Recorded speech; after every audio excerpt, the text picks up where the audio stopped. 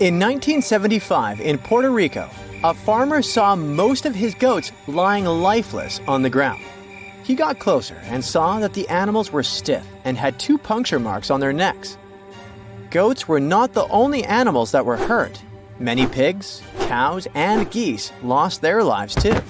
They all had the same distinctive bite marks on their necks, and all had been drained of their vital fluids. The locals immediately jumped to conclusions and blamed dogs, and the authorities didn't bother to do a better investigation and just said dogs had done it without looking for any proof. A couple of days later, though, many more animals were found deceased. Among them was a cow that had literally been opened, and it had a lot of scratches on its head. The farmer next door reported that his chickens had been destroyed by something. In just a few weeks, the creature took the lives of 90 farm animals. After some time, another farmer said that 10 of his goats had been drained, 7 had been hurt, and 11 were missing. This time, the authorities didn't waste any time and started the monster hunt, but they had no luck finding the culprit. The incident was all over the local newspaper, and the beast was named the Vampire of Moca. The incident caught the attention of the Agricultural Commission, and scientist Juan Rivera was tasked to solve this otherworldly mystery. His first suspect was a Puerto Rican boa.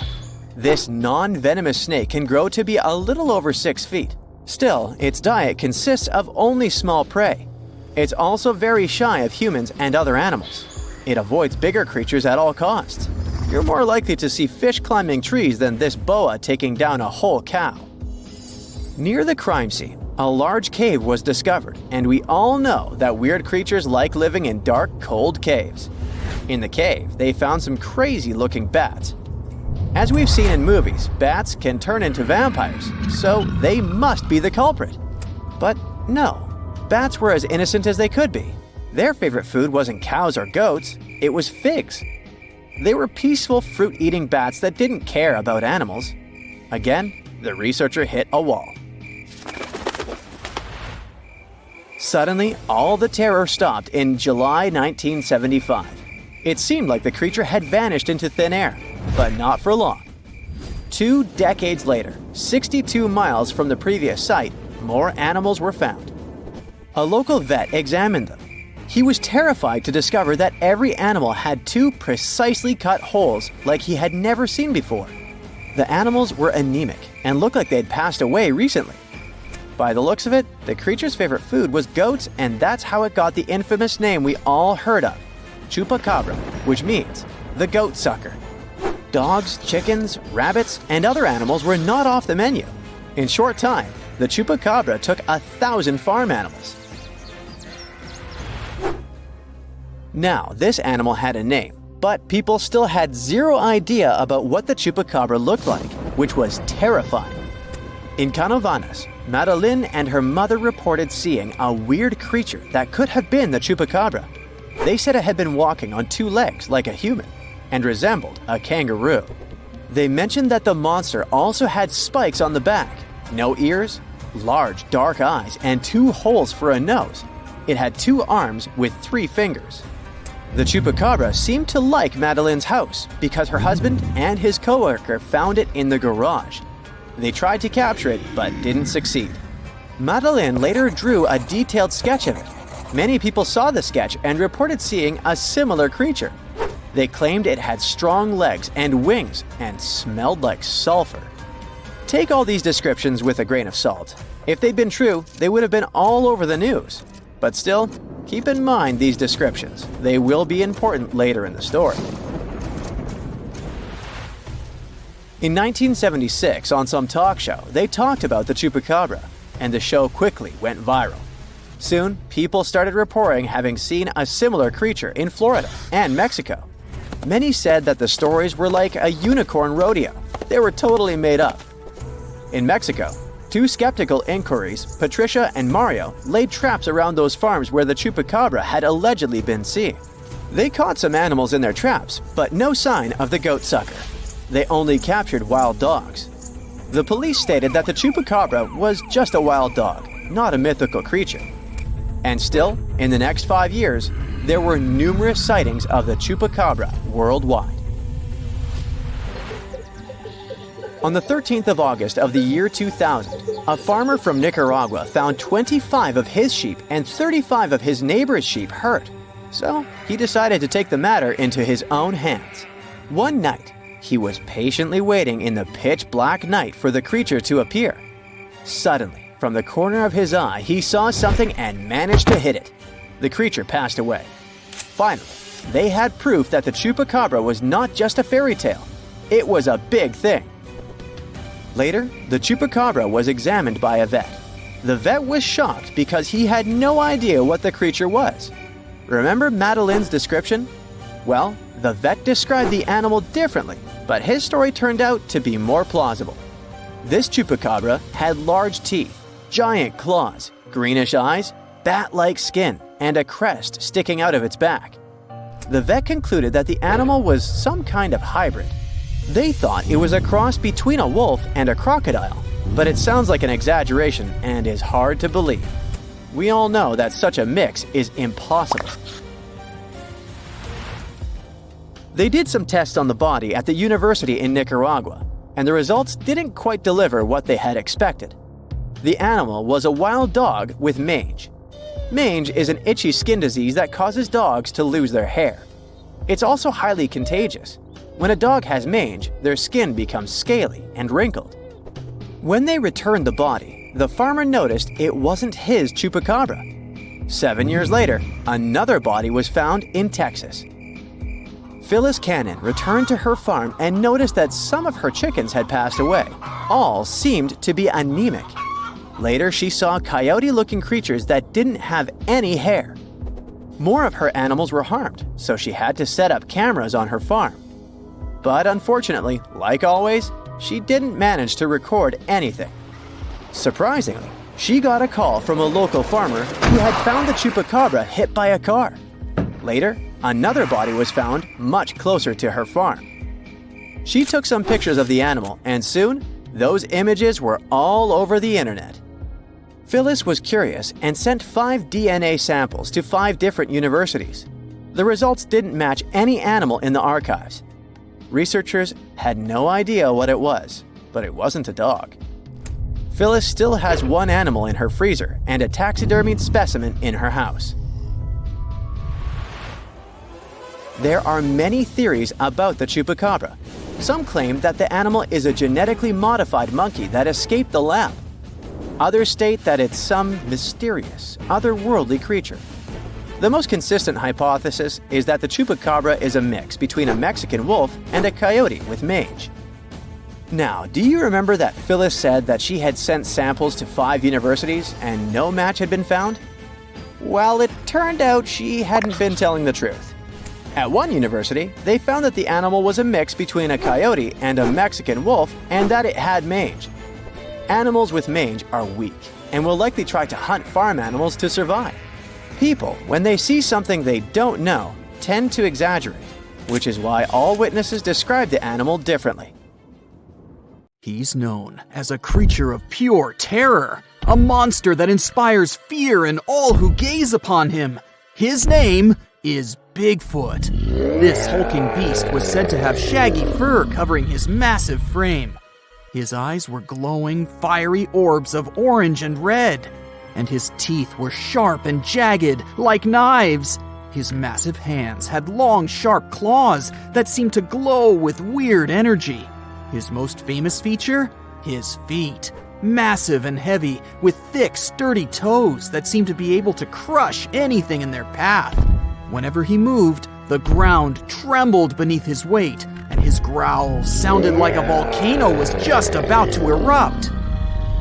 Sure, we've all heard the stories and seen the movies, but did Bigfoot really exist? Is he still out there, just waiting for people to notice him? Let's look at some of the information we do know for sure.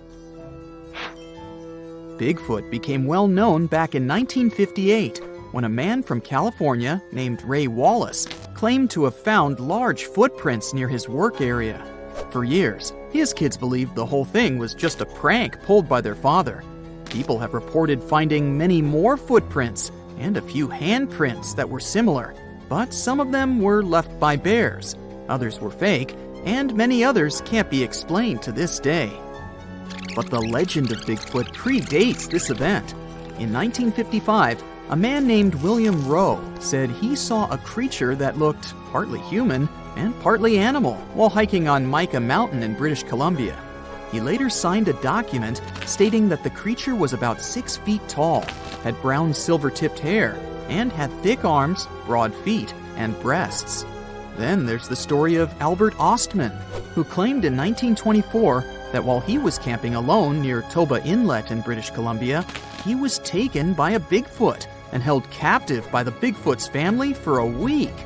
The man eventually escaped when the Bigfoot, father of the family, became sick after eating some of Ostman's belongings. There are no other Bigfoot memorabilia like the 1967 video called the Patterson-Gimlin film. Some people think it shows Bigfoot, but most scientists think it was just a person in a costume. The film is still often used by people who believe in Bigfoot as evidence that it's real. There are even scientists who think the film might not be fake. It's become more believable over time because of new scientific discoveries about how our ancestors walked. This opinion is based on the discovery of Lucy, a 3.2 million year old human ancestor that walked on 2 legs, which proves that our early ancestors were similar to apes and could walk like humans, just like Bigfoot. There's also a video on YouTube of Bigfoot in Provo Canyon, Utah that's very popular. The video shows a big black animal in the trees, possibly eating or looking for food. As the camera zooms in to get a closer look, the creature stands up on 2 legs like a person. Obviously, the people filming it got extremely frightened and ran away at once. The video was posted in 2012 and has been watched more than 7.6 million times. The people who made the video were not really looking for Bigfoot. They were simply camping and wanted to see some deer. They initially thought that they saw a bear until the huge creature stood up and looked straight at them. They ran to their car and left their tent and stuff behind. Their belongings are most likely still there. Skunk apes are said to be a species of Bigfoot-like creatures that people think live in swamps in the southern United States. In 2013, a video was posted on YouTube showing a potential skunk ape in a swamp in Mississippi. The creature in the video appears to be very strong and has short, broad shoulders, a small head, and long legs. Some believe the video is real, but others think it's a hoax because the camera often moves around quickly or the person filming runs away just when the creature is about to be seen clearly. This makes it hard for skeptics to believe in the existence of Bigfoot, and they've continuously asked for more evidence, like pieces of Bigfoot bones. This is probably the reason why 2 men claimed that they had found a frozen Bigfoot while hiking in Georgia. But what they had found turned out to be nothing more than a gorilla suit. They didn't back down, though. One of the men also later claimed to have injured and captured another Bigfoot in Texas in 2012, and even charged people to see it. But later he admitted it was fake too. In reality, we have no physical evidence that this creature exists or ever existed. Whenever people claim they have proof that Bigfoot exists, scientists usually find that the evidence is actually from well-known animals or humans. For example, in 2014, a group of researchers examined 36 hairs that were believed to belong to Bigfoot. Almost all of the hairs turned out to be from animals, such as cows, raccoons, and deer, as well as from humans. They did find something surprising, though. 2 of the hairs were similar to those of an extinct type of polar bear. Scientists concluded that these hairs could have come from a new type of bear, or a mix of different bear species. But they were definitely from a bear, not a primate like Bigfoot. Another possible theory that could explain these Bigfoot sightings is that the noticed creatures are, in fact, chimpanzees, gorillas, or orangutans. This idea is often mentioned in connection to skunk apes because some people believe that the hot and humid climate in the southeastern U.S. could let this species thrive there. Sure, Bigfoot might be entirely made up, but it may not be on purpose. Our brain has a lot to do with it too, all because of a little thing called pareidolia. This is the tendency to see patterns or familiar objects in random or ambiguous things, such as seeing faces in clouds or animals in inanimate objects. It's a psychological phenomenon that can lead people to perceive things that are not actually there. We might be tricked by our brains into thinking we've seen Bigfoot, because we tend to spot human-like shapes in our environment. This often happens with blurry photos or videos of the supposed Bigfoot. Other people believe that Bigfoot is a type of ape that used to live in Southeast Asia and is now extinct. These people think that Bigfoot may have come to America by a land bridge that used to connect Siberia and Alaska during the last ice age. However, there's no evidence of this ape in America, and we don't know much about how it moved because scientists only have the fossils of its jaw and teeth to study. Some specialists believe this ape might have walked on 2 legs, but others say it walked on all 4s because it was so big. Some scientists believe that Bigfoot could be an extinct species called Paranthropus, which used to have a skull similar to that of a gorilla. It walked on 2 legs. However, the Paranthropus fossils have only been found in Africa, so there's no reasonable explanation for the Bigfoot sightings in America. Others believe that Bigfoot could be related to the Gigantopithecus, a type of ape that lived millions of years ago. Some people have even suggested that Bigfoot could be the missing link between apes and humans, but this idea is not supported by scientific evidence. There are theories that claim that Bigfoot was actually a Neanderthal. We do know for sure that Neanderthals are extinct because there are no known living individuals of this species.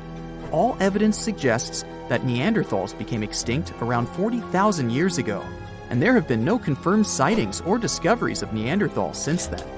Also, no remains of these species have ever been found in the Americas. They look like they come from your worst nightmares. There's no evidence they exist, but all the scary stories about them still sometimes sound so real, passed down from generation to generation. Which one is your favorite?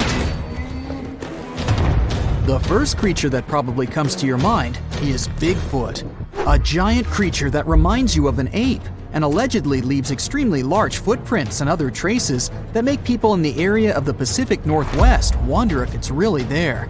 It's so popular, other similar beasts got their own legends too. Like the Mogollon monster, something people also call the Arizona Bigfoot. Reported along the Mogollon Rim, this mysterious creature is 7 feet tall and has big red eyes. Stories say its body is covered with long reddish-brown or black hair, besides its face, chest, feet, and hands. It mimics coyotes, birds, and other wildlife, emitting strange whistle sounds at the same time. The creature tends to explore campsites when it gets dark. It builds nests out of twigs, pine needles, and leaves. And if you're in that area and someone is throwing stones from locations you can't see, yep, Mogollon monster. This creature is omnivorous, which means it eats both plants and animals. And it prefers to wander at night, lurking for innocent prey lost in the woods. Urayuli, a 10-foot mythical creature people say hides in the southwestern woodland parts of Alaska. It's a hulking giant beast, known for its extremely long limbs. Legends say their lanky arms are so long, they reach their ankles. The creature is covered in a thick coat of hair. The only thing you can see on its face, not covered in the hair, is the creature's eerily luminescent eyes.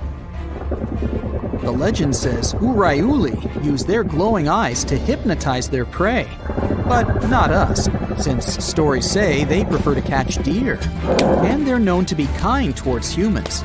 And some claim the Urayuli are actually just a type of Bigfoot. Wendigo. This terrifying creature is said to be hiding across the northern forests of Canada and the United States, always looking if there's some lost wanderer. The story says the Wendigo used to be a lost hunter. The freezing winters transformed him into a fierce 15-foot-tall beast with desiccated skin tightly pulled over its large, pointy bones. Stories about this creature showed up in the 20th century, and people say the beast still roams around the forest in long, cold winters, constantly looking for lost people he could grab from the darkness. Lake Worth Monster. This scary creature that's part man, part goat is also called the Island Monster. This 7-foot-tall monster is so strong it could hurl car tires like they were just plastic toys. In a worst nightmare scenario, it could appear in the darkness, sailing from the treetops and fiercely landing with full force on the hood of passing cars. That's how the first people who reported its existence described it. Lake Worth is located west of Dallas and east of Fort Worth. There's a landmass in the middle of this mystical lake known as Greer Island. The legend says that's where this scary monster, also known as Fort Worth's answer to Bigfoot, roams. And that's where some skeptics and thrill seekers still go, wandering around and trying to discover if the legend is true. Lurking in the darkness with its scary red eyes, meet the Mothman, a humanoid beast reportedly seen in the 1960s in Point Pleasant in West Virginia. On one cold night in November of 1966, two young couples reported to the police that they saw a big gray creature with glowing red eyes. It looked like a flying man with wings around 10 feet wide. During the next couple of days, more and more people said they saw the same thing. Later, a wildlife biologist from West Virginia University told reporters that these descriptions fit the sandhill crane. It's a big American crane almost as tall as a human being. It has a 7-foot wingspan and circles of red around its eyes. The gigantic bird may have got out of its migration route and started these stories. Or did it really? Fresno night crawlers. They're not that tall, considering they're monsters, about 5 feet. The upper part of their body is pretty small, so most of their height is their legs. These creatures have allegedly made 2 appearances so far. Once, people saw them in Fresno, California. In contrast, the other time was in Yosemite National Park in California. Both times they were in videos of poor quality, so it wasn't easy to find details of their upper body. But the creature is considered thin and white with no arms. At least, we can't see them. It also has pretty short and stilt-like feet. Have you heard of the slide rock bolter? It's said to be hiding somewhere in the mountains of Colorado. To be precise, in Lizard Head Mountain, only a stone's throw southwest from Telluride. It's some sort of leviathan that lives on the land. This mountain whale carefully observes its surroundings with beady eyes while chilling atop Lizard Head. It hangs from the peak while its split, clawed tail faces its body downward. If anything steps into its territory, the beast lifts its malign fluke immediately and bolts down the mountainside. With its jaw full of razor-sharp teeth wide open, it gobbles whatever or whoever is in front of it, including miners, lost tourists, and loggers. It sweeps through trees and destroys all natural life that's been in its path for more than 100 years. Or at least that's what the legend says. Wow, that's the scariest one for me so far. Altamaha. Somewhere in southeastern Georgia, close to the mouth of the Altamaha River, there's a hissing sea monster hiding. It's one of the biggest rivers in Georgia that empties into the Atlantic Ocean, and the entire area that surrounds the river is full of small islands, canals, dikes, ponds, acres of marshes, and old rice fields. Perfect for such a monster to hide, don't you think? The story says this unusual cryptid has a sturgeon-like body, including a bony ridge on its top. Due to its front flippers, the creature swims like a dolphin.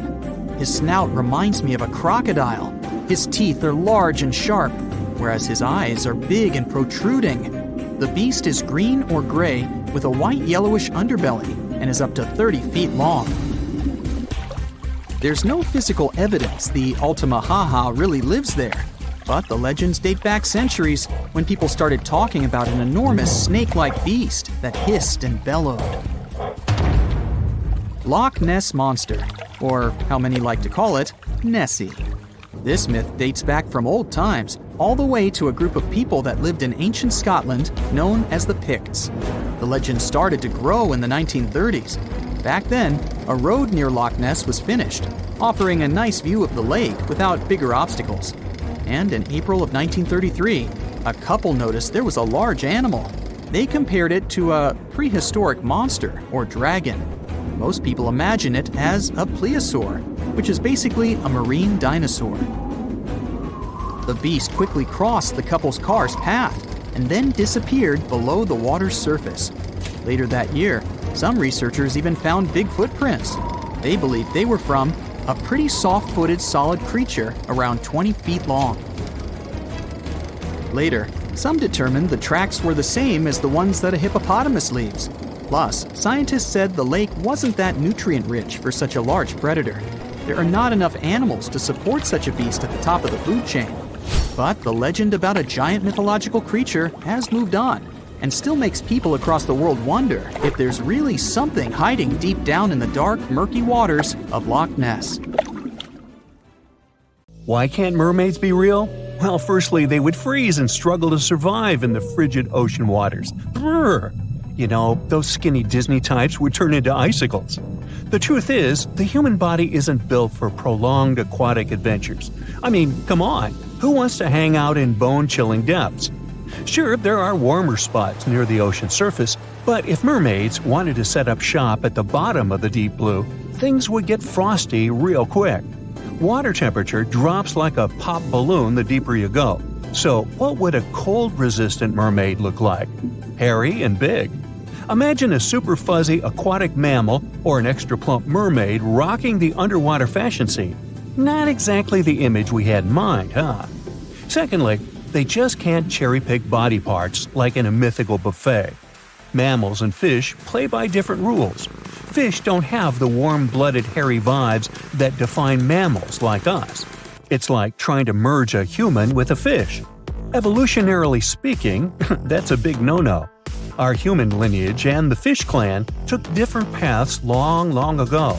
They're distant relatives, like that cousin you see at family reunions and awkwardly wave at from a distance. And don't even get me started on digestive dilemmas. Fish and mammals have completely different plumbing systems. When you imagine a mermaid with a mix of mammalian digestive powers and fishy hindquarters, well, things just don't add up. Let's dive deeper and separate fact from fishy fiction. If mermaids needed to swim up to the surface for a gulp of fresh air, they'd require a blowhole instead of a regular nose and mouth. You know, just like our crocodile friends with their handy nostrils. Breathing underwater ain't no easy feat, my friends. Now, if mermaids were all about that aquatic life, they'd either need gills that they curiously lack, or another clever way to supply themselves with oxygen. Marine mammals have evolved anatomies that allow them to survive those lengthy oceanic excursions. Human divers, on the other hand, have their lungs shrunk in size when they go deeper due to the pressure. Some whale species have special rib cages to protect their lungs during such moments. Plus, they've got that fancy myoglobin stuff in their muscles and blood, which loves to cozy up with oxygen. Mermaids would need something similar in their toolkits. Now, let's not forget about those gangly human arms and fingers that serve us so well on land. Hello, pizza time. Sadly, in the water realm, they're not ideal. If mermaids had been around longer in evolutionary terms, maybe their arms would have undergone some serious makeover. If mermaids had a lengthier evolutionary history, those arms would need some adjustments, that's for sure. Unless, of course, there was a good reason for their existence. Maybe their environment would require them to be food-gathering aficionados rather than speedy swimmers. So you see, the mixture of human and marine anatomy may offer the worst of both worlds. The challenges remain even if we reverse things, with human legs at the bottom and a fish head on top. Hey, want to kiss the girl? No. Gills for easy breathing? Handy indeed. Yet, what about those exposed human parts struggling to withstand the ocean's wintry charms? The Fiji mermaid was a curiosity that gained popularity in sideshows during the 19th century. It consisted of the torso and head of a juvenile monkey sewn onto the back half of a fish. This peculiar object was presented as the mummified body of a creature believed to be half mammal and half fish, resembling a mermaid. P.T. Barnum, the renowned showman, acquired the mermaid and exhibited it in his American Museum in New York in 1842. The mermaid's appearance, described by Barnum himself, departed from traditional depictions of mermaids as attractive beings. Instead, it was described as an ugly, dried-up creature frozen in a painful-looking pose. It was another hoax promoted in those times. I know, this sort of breaks the spell. But if the water is going to get dangerously cold, then realistically, mermaids would spend some time fattening up. Basically, they would look like sea lions. It all comes down to the freezing temperatures of water at some point. This made me ask, what if the ideal place for these ladies was underground caves and Arctic waters? Well, let me tell you a story. Once upon a time, mermaids discovered a wondrous secret in the deep ocean depths, where sunlight could barely reach. In this realm of imagination and possibility, they stumbled upon a hidden underground springs and caves adorned with intricate coral formations. These enchanting locations held a secret that would forever change their underwater lives. As the mermaids ventured deeper into the mysterious subterranean world, they were mesmerized by the shimmering light refracting through the crystal-clear water. But it wasn't just the ethereal beauty that captivated them. It was the realization that these hidden springs and caves offered more than just aesthetic charm. These subterranean water systems were connected to vast underground reservoirs, providing a bountiful source of fresh water. The mermaids reveled in the tranquility of this land. The gentle sound of trickling water soothed their spirits, while the soft glow from bioluminescent organisms illuminated their path. News of the subterranean springs and caves spread among the mermaid community, and soon these sites became cherished gathering places. Mermaids would share stories and songs, their melodious voices echoing through the caverns, creating an atmosphere of joy and enchantment. There was another place where they could live happily, the icy Arctic and Antarctic regions, where frost and snow reigned supreme. In this realm of imagination, the mermaids had evolved to thrive in the extreme cold, defying the expectations of the underwater world. Their resilience and remarkable abilities allowed them to navigate frozen environments. In these frigid waters, the mermaids revealed their wondrous adaptation to the icy domain. Their iridescent scales glistened like ice crystals, shimmering with hues of blue and silver that mirrored the frozen landscapes around them.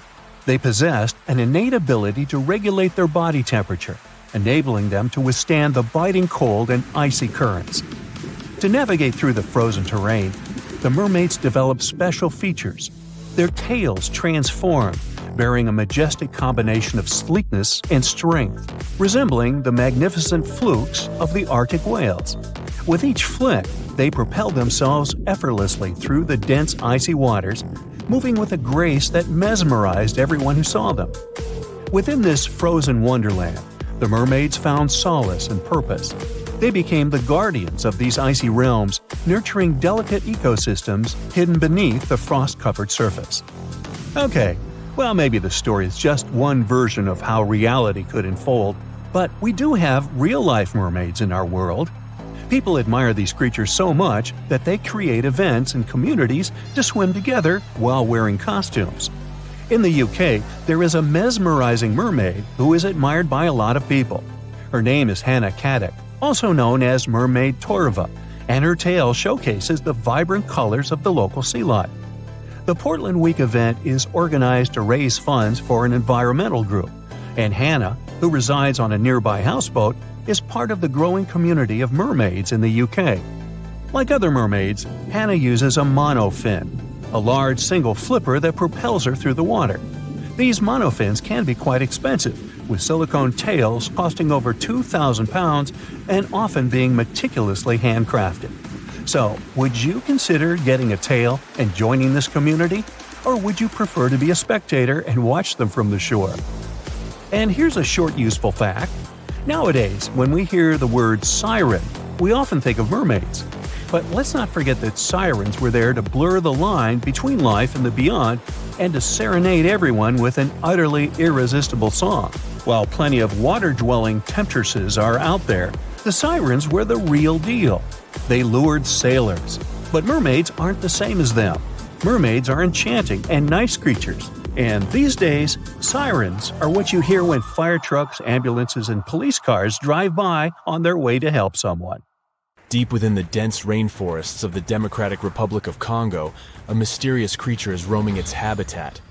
Its name sends shivers down the spines of locals and explorers alike. I'm talking about Bili apes. These legendary giants of the jungle have become the protagonists of many tales and legends, as well as numerous speculations. Imagine a chimpanzee. Now make it bigger, almost the size of a human when standing on its two. Make it wider and stronger. It nests on the ground in trees like gorillas and feasts on fierce beasts like leopards. That's a Bili ape. Through generations, locals have been whispering about Bili apes to each other.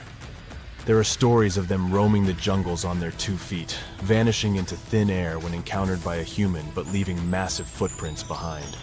People claim that they have heard the creatures howling at the moon.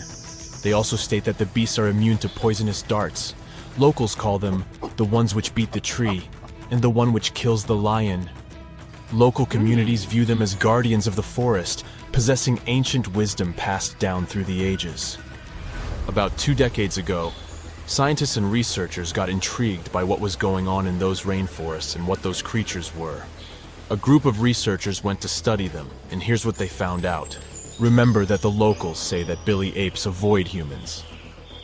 That's true, but not exactly. Turns out that Bili apes live in the part of the forest that is close to where humans live, and really prefer to avoid people. Adult males are more afraid of people than females. But as you go deeper into the forest, you see Bilis that have never seen people before. Those have no fear, and they even show interest in their guests. They walk around you with curiosity, or even come face to face with you and stare at you before moving away. The apes don't show any aggression. Much like other chimpanzees, Bili apes live in social groups of 10 to 100 members. Every troop has a leader, a dominant alpha male. How do they determine the leader? Usually it's just the biggest male, so it's simple here.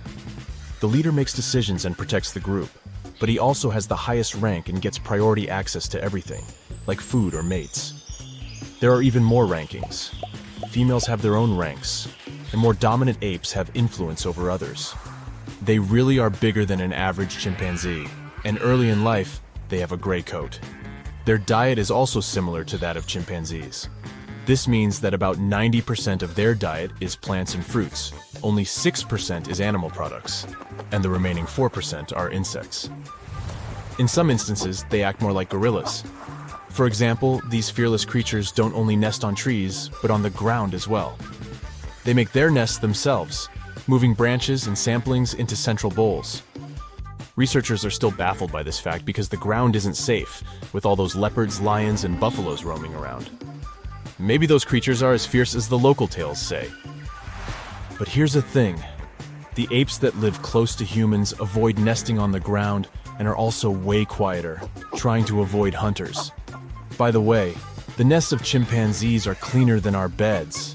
Those guys build a new nest every single night to keep bugs and whatever else out. Their creative abilities don't end with making nests. Bili apes actively use tools too.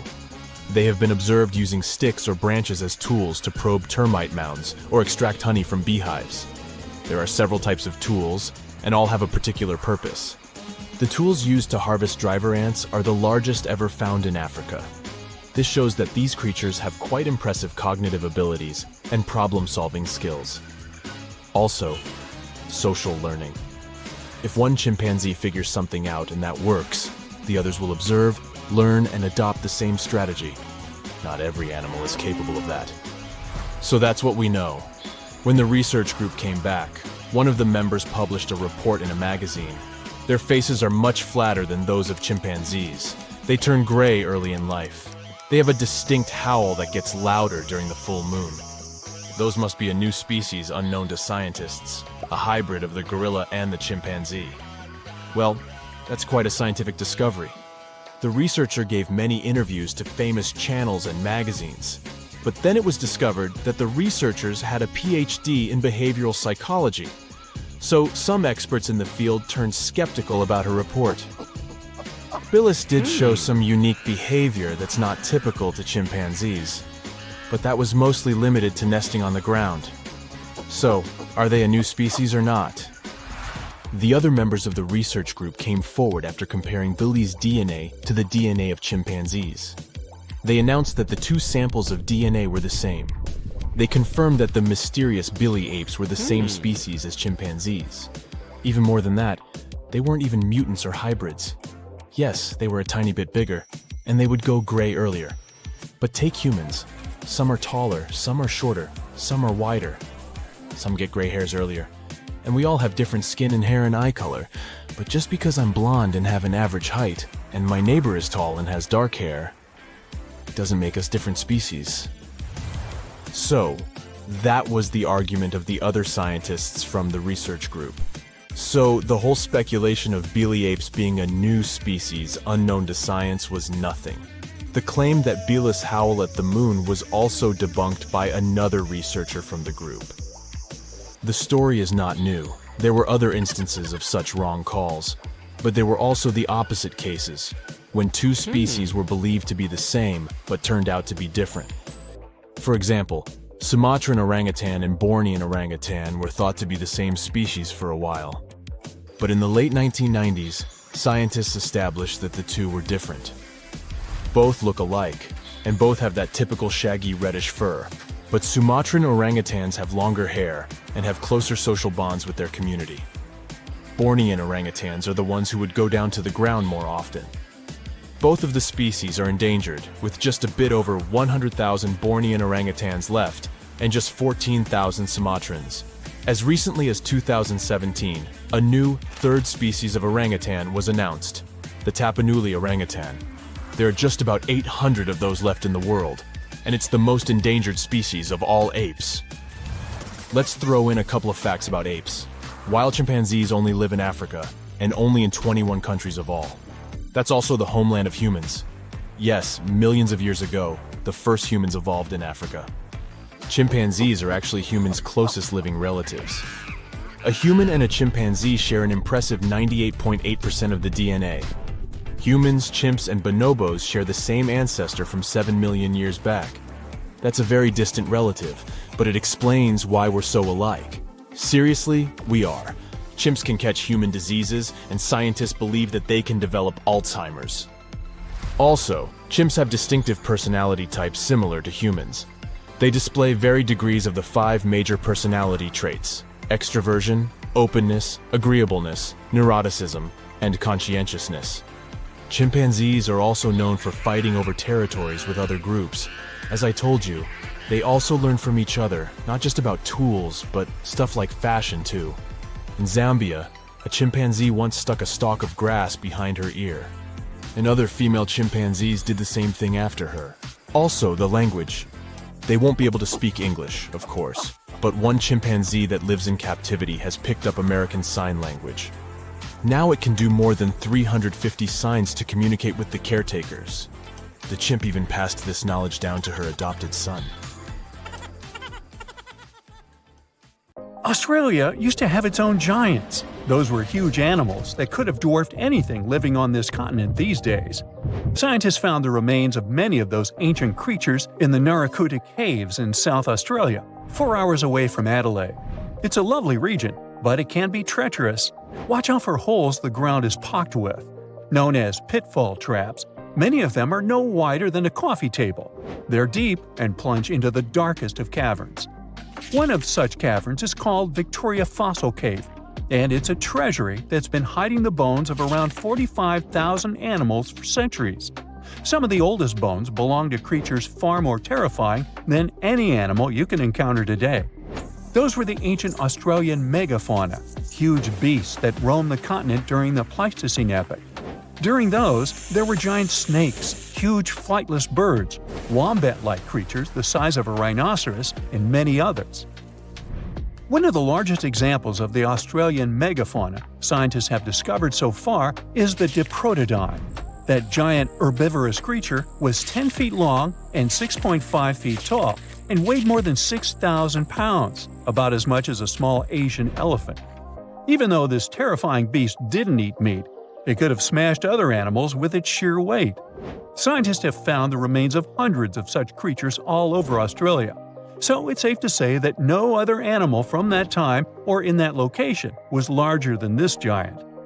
Despite its creepy appearance, the Diprotodon was a relative to the modern-day wombat, and those are known to sometimes pounce humans. The Diprotodon had toes that pointed inward and were well suited for digging burrows. On the other hand, Diprotodon was a giant, and it was unlikely that it used to do so. It was likely a trait it had inherited from its smaller burrowing ancestors, or it could have used its claws to search for roots. This theory is supported by the fact that the animal's pouch was facing backward. It prevented any dirt from collecting inside while the creature was digging. Since this animal was so big, it didn't have to worry much about predators. Up until 60,000 years ago, when the first humans appeared on the continent, full-grown Diprotodons only had to look out for creatures like the quincana. Measuring in at a whopping 20 feet long, the quincana was a land crocodile. It lived in Australia from around 20 million to 40,000 years ago. It disappeared along with most other mega creatures of the last ice age. It's thought to be the result of the first humans coming to the continent. Even though the quincana was extremely fast and dangerous, it was possible that this creature got out-competed by human hunters who took all available prey. Unlike modern crocodiles that are mainly aquatic, that mighty beast was a land dweller. Scientists figured it out by studying the quincana's legs. They were able to support and carry the body clear off the ground. It means there was no escape for ancient people once the quincana spotted them. Modern crocodiles can only push themselves along on their bellies. Such an adaptation allowed the quincana to chase its prey for long periods of time, exhausting it in the process. Another creepy feature of this ancient monster was its teeth. Aquatic crocs have conical teeth. Those are great for gripping and holding on to prey underwater. But quincana had knife-like teeth, ideal for slicing soft-bodied animals like, mammals. Another Australian monster, Thylacoleo, wasn't all that large, but it didn't make it any less terrifying. It was still among the top predators and the biggest carnivorous animals in Australia. This creature was a true oddity of nature, even by prehistoric standards. First, its teeth resembled not those of a regular predator, but those of a rodent. Its front incisors were enlarged, taking the place of canines. Premolars were also shaped like blades. They were used for cutting flesh and bone. At first, scientists thought that Thylacoleo used those teeth to eat nuts and fruits. But later, a study showed that the use of such teeth was better suited on necks and spines. The jaws of this ancient creature were immensely powerful. A 220-pound Thylacoleo had a bite force similar to that of a present-day 550-pound lion. It means that the animal could easily bring down prey much larger than itself. Then there was Thylacoleo's tail. It had strong muscles which provided the animal with the ability to use the tail as support when tackling large prey. The Thylacoleo had retractable claws, and this feature is very uncommon among marsupials. It allowed the animal to keep its razor-sharp hooks from getting blunt and could help it get a better grip on its prey. Scientists are quite sure that, like today's leopards, the Thylacoleo could climb trees and jump on other animals from above. It was done so fast and stealthily, they never knew what hit them. The creature's rear feet support this theory. The first toe there was reduced, but the foot had a rough pad like what modern-day possums have. It allowed them to have a better grip while climbing. Right after scientists found the first skull of the Meliolania, this animal was classified as a lizard. That's why its name translates to small groomer. But after they discovered more complete fossils, it turned out that the Meliolania was a giant turtle. But that's not all. It was one of the largest land turtles to ever have existed. The main reason researchers initially believed the creature to be a lizard was the fact that its skull was adorned with a series of spikes. It's something the modern-day horned lizard can boast. But even after discovering the true nature of the Meliolania, scientists still don't know how to properly catalog it. It might have been a creature that folded its neck under its spine, or it could have folded it to the side. Beside those defensive mechanisms on its head, the Meliolania was also equipped with a spiked tail, which was probably used to prevent predators from attacking the animal from behind. Most species of the Melialania disappeared around 2,000 to 3,000 years ago because of humans who hunted them to extinction in both Australia and on the surrounding islands. It took around 2 centuries for these turtles to go extinct in that region of the globe. The Megalania was a giant Australian lizard that existed at the end of the Pleistocene epoch. It looked like a Komodo dragon and the Australian monitor lizard, which are both believed to be Megalania's closest living relatives. Fossils tell us that the ancient animal was anywhere from 15 to 26 feet in length. Ow! The youngest fossil remains of this ancient Australian monitor lizard date back to about 50,000 years ago. The first indigenous settlers must have encountered Megalania, which led to the lizard's extinction. Originally, scientists thought that the Megalania was the only member of the genus Megalania, but these days it belongs to the genus Varanus, which means that the prehistoric creature is closely related to other Australian monitor lizards.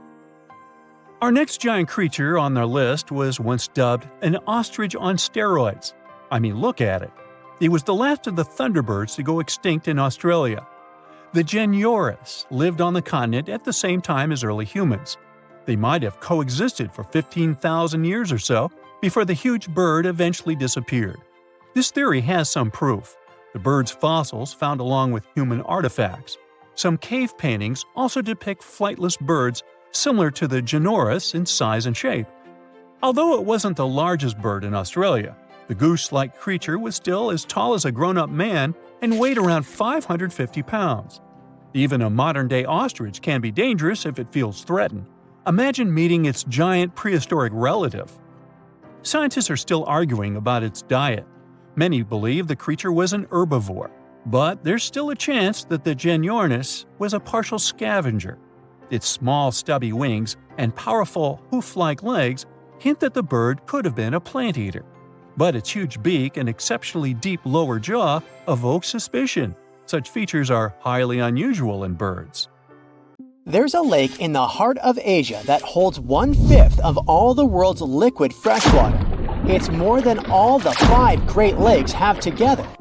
Even if all the rivers on our planet suddenly changed their direction and set on a mission to drain this lake, it would take them a whole year to finish the job. I'm talking about the deepest lake in the world, Lake Baikal. If you decide to go all the way down to its deepest point, prepare for a journey of almost 5,400 feet. The descent takes several hours, but the rift floor of the lake is way deeper, between 5 to 7 miles beneath the surface. It means it could be even further down than the Challenger Deep, which is the deepest known place on Earth. The amount of water it has would be enough for everyone on Earth to have something to drink for up to 50 years. This mighty giant of a lake replenishes its water completely every 383 years.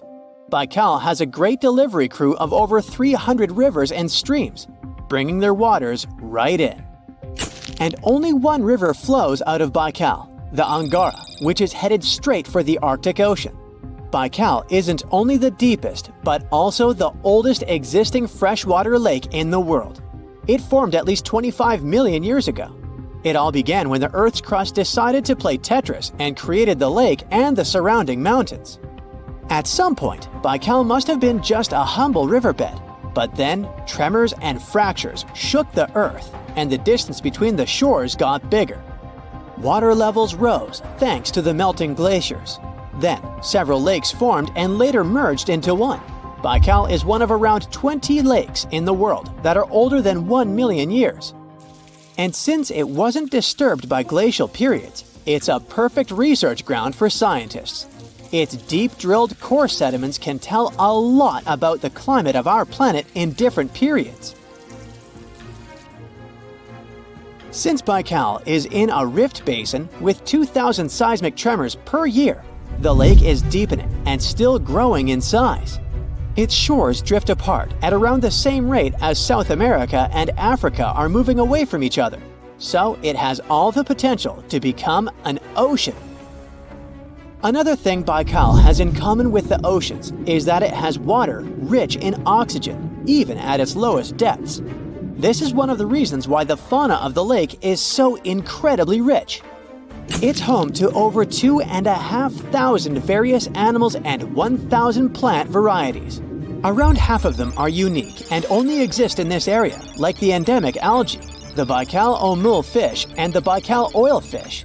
There are also some bears, elk, and lynx living on its shores. They must appreciate the fact that the temperatures around the lake are always higher than the rest of Siberia, thanks to its huge water mass. Most Baikal dwellers prefer to stick to the bottom of the lake, but there's one brave guy you'll meet if you decide to visit. Meet the Baikal seal, also known as Nerpa. It's the only true freshwater seal in the world. Nerpa's eyes are so cute it nearly landed the part of Puss in Boots in Shrek. Nerpa in Boots sounds good to me.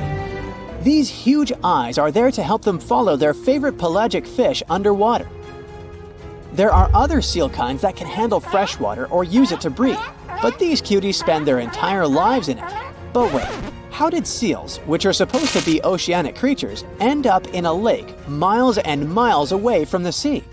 About 400,000 years ago, during the Pleistocene era, these adventurous creatures traveled up the river and drainage systems that connected Lake Baikal to the Arctic Ocean. The ringed seal that still lives in the Arctic is believed to be the Baikal seal's closest ancestor. Today, Baikal seals are confined to their freshwater home because of the changes in waterways. And they seem to be pretty happy with their home as they can choose from a huge variety of food to eat.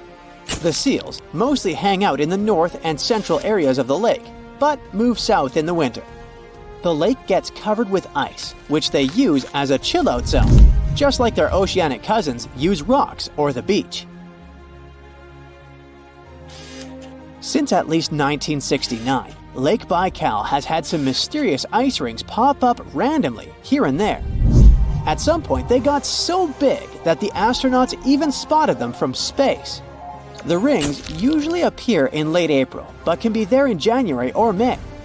Scientists couldn't crack the code on how these rings form for a while.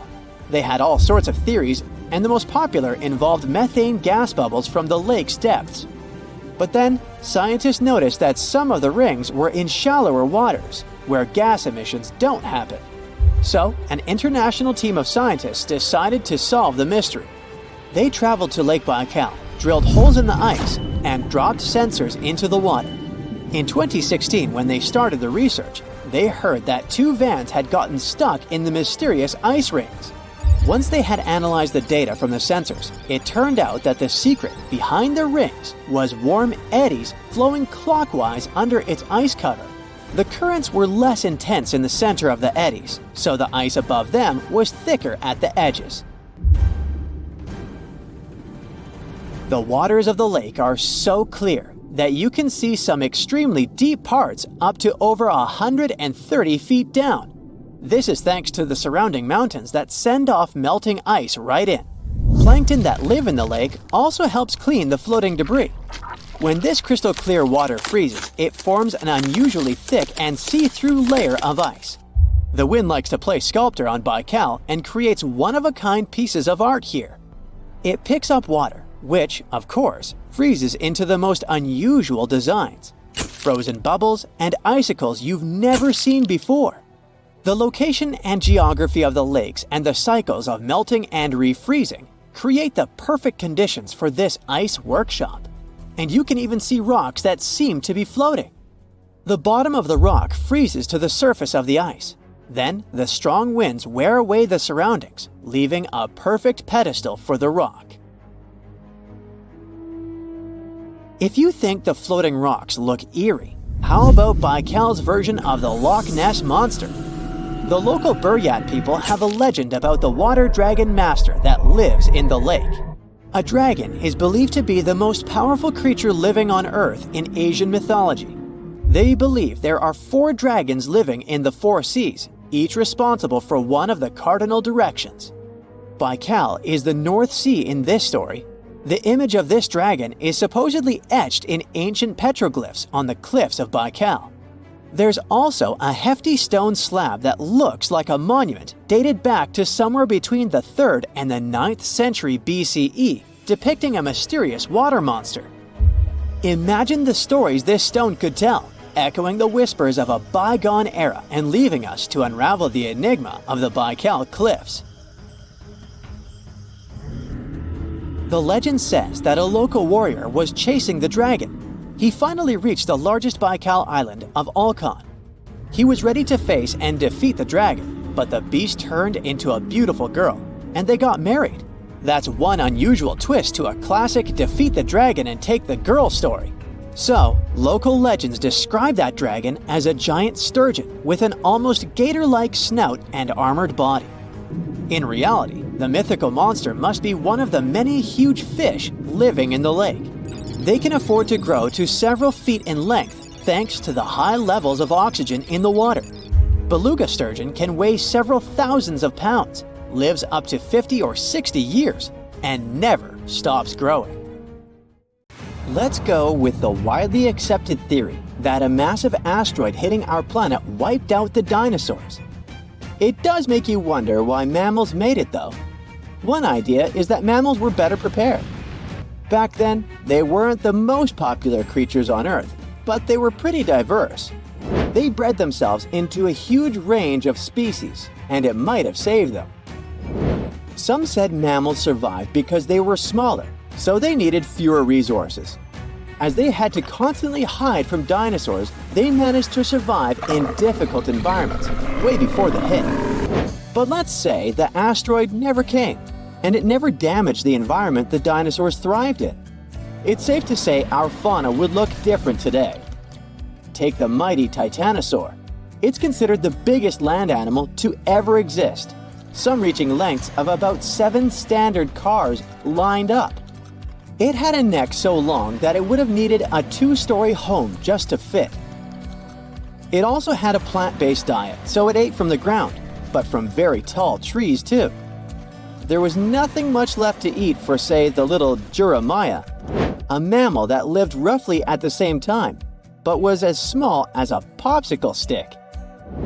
Let's take this thought experiment a bit further and imagine we have a time machine that could transport today's mammals to the time of the dinosaurs. Some scientists say they have gotten bigger, so there's a chance they could survive, right? They're also much more evolved in terms of their diets and skills. Others say definitely not. They couldn't survive, mostly because they're too small to compete with dinosaurs. An adult T-Rex was just about the size of a bus. It probably wouldn't waste its time trying to capture food that's human-sized, for instance. They'd probably be on the lookout for prey the size of a car, or even bigger, like an elephant. And it most likely wouldn't take them long to win the fight. Sure, a T-Rex might munch on something smaller too, but only if it's really hungry and has no other alternative. If we had no choice but to send some mammals back in hopes they could survive, what would be our best bet? Some say the chimpanzee could be a good candidate, as these primates build their sleeping nests higher up in trees. This might have kept them safe from the carnivore dinosaurs living on land. There's no real evidence of dinosaurs being able to fly, but we do know there might have been some reptiles that took to the sky for transportation, like pterosaurs, the flying lizard. These ones like to eat fish and smaller animals, but who's to say they wouldn't pick up a chimpanzee given the opportunity? Another good candidate might be the hyena. Today, the spotted hyena is the most common big carnivore in Africa, and it's highly adaptable. They could snatch up all sorts of prey by themselves or even in larger units. They can digest most parts of their prey, including the skin and bones. These animals aren't picky eaters, and they wouldn't mind chewing on parts that other creatures would gladly skip on. Not to mention, they'll eat fruits too, if needed. Hyenas are overall healthy and sturdy animals, with some studies showing they hardly ever get health problems. But like any other animal on this planet, the hyenas also have their weaknesses. We still don't know why these creatures can't be found in Europe anymore. but some research suggests they found it hard to coexist with humans and wolves. Also, they're not very adapted to living in forests. Orcas might have been able to rub elbows with the dinosaurs too. These creatures also don't have any natural predators, which earned them the nickname the wolves of the sea. That's because they go out looking for prey the same way wolves do, in groups. Orcas may be related to dolphins, but we can hardly call them friendly, as there have been cases of them sinking ships on purpose. They're highly intelligent animals that spend time together and are very organized. They also do this thing where they often take down more prey than they're prepared to eat. It may be because they see this experience as training. Other theories suggest orcas are so intelligent that they look for food in advance, even though they're not hungry yet. It might also be because whenever they want something to munch on, they're looking for the best quality food there is. The reason why they might not survive in the dinosaur era, though, is the global temperature. Back in the Mesozoic era, our planet was seriously hotter, several degrees warmer than it is today. Orcas prefer living in colder waters, but you'll find them in all oceans and most seas. Ostriches are the no-brainer answer. Look at them. They're practically dinosaurs. They even have a long-lost dino cousin that lived in the Cretaceous era, called the Struthiomimus. Its name translates to ostrich-like because of its similar powerful and speedy legs, agility, and even feathers. On the downside, they might not be able to take down larger dinosaurs. The vegetation back in the Mesozoic era would have been different too. Conifers used to dominate land, and ostriches are known to be pretty picky eaters, so they might have had a difficult time finding food back then. There are plenty of reasons to send felines through that time machine too. In the Jurassic period, for example, there were plenty of slow-moving prey to eat and tons of hiding spots in the thick bushes. Felines are sneaky animals, have precise vision, and are extremely good at climbing. Some pack a punch for their size, making them fierce fighters. Lions are good contenders because of their speed and teamwork. They might be able to take down some decent-sized dinosaurs, like the Europasaurus, when working together. Leopards are really good at climbing trees, so they could snatch prey and enjoy it above the ground, where they might be safe from bigger predators. What might be their downfall is again the temperature difference. It was considerably hotter back then. Today's large mammals aren't equipped to deal with that extreme heat. Lions might be the kings of the savannah now, but it would be too hot even for them. If they ever want to grab a spiky-tailed herbivore for lunch like the Tugiangosaurus or Stegosaurus, they might be in for a surprise. One hit from their extremely powerful tail could cause some serious damage. Not to mention run-ins with raptors, like the frightening Saurophaganix.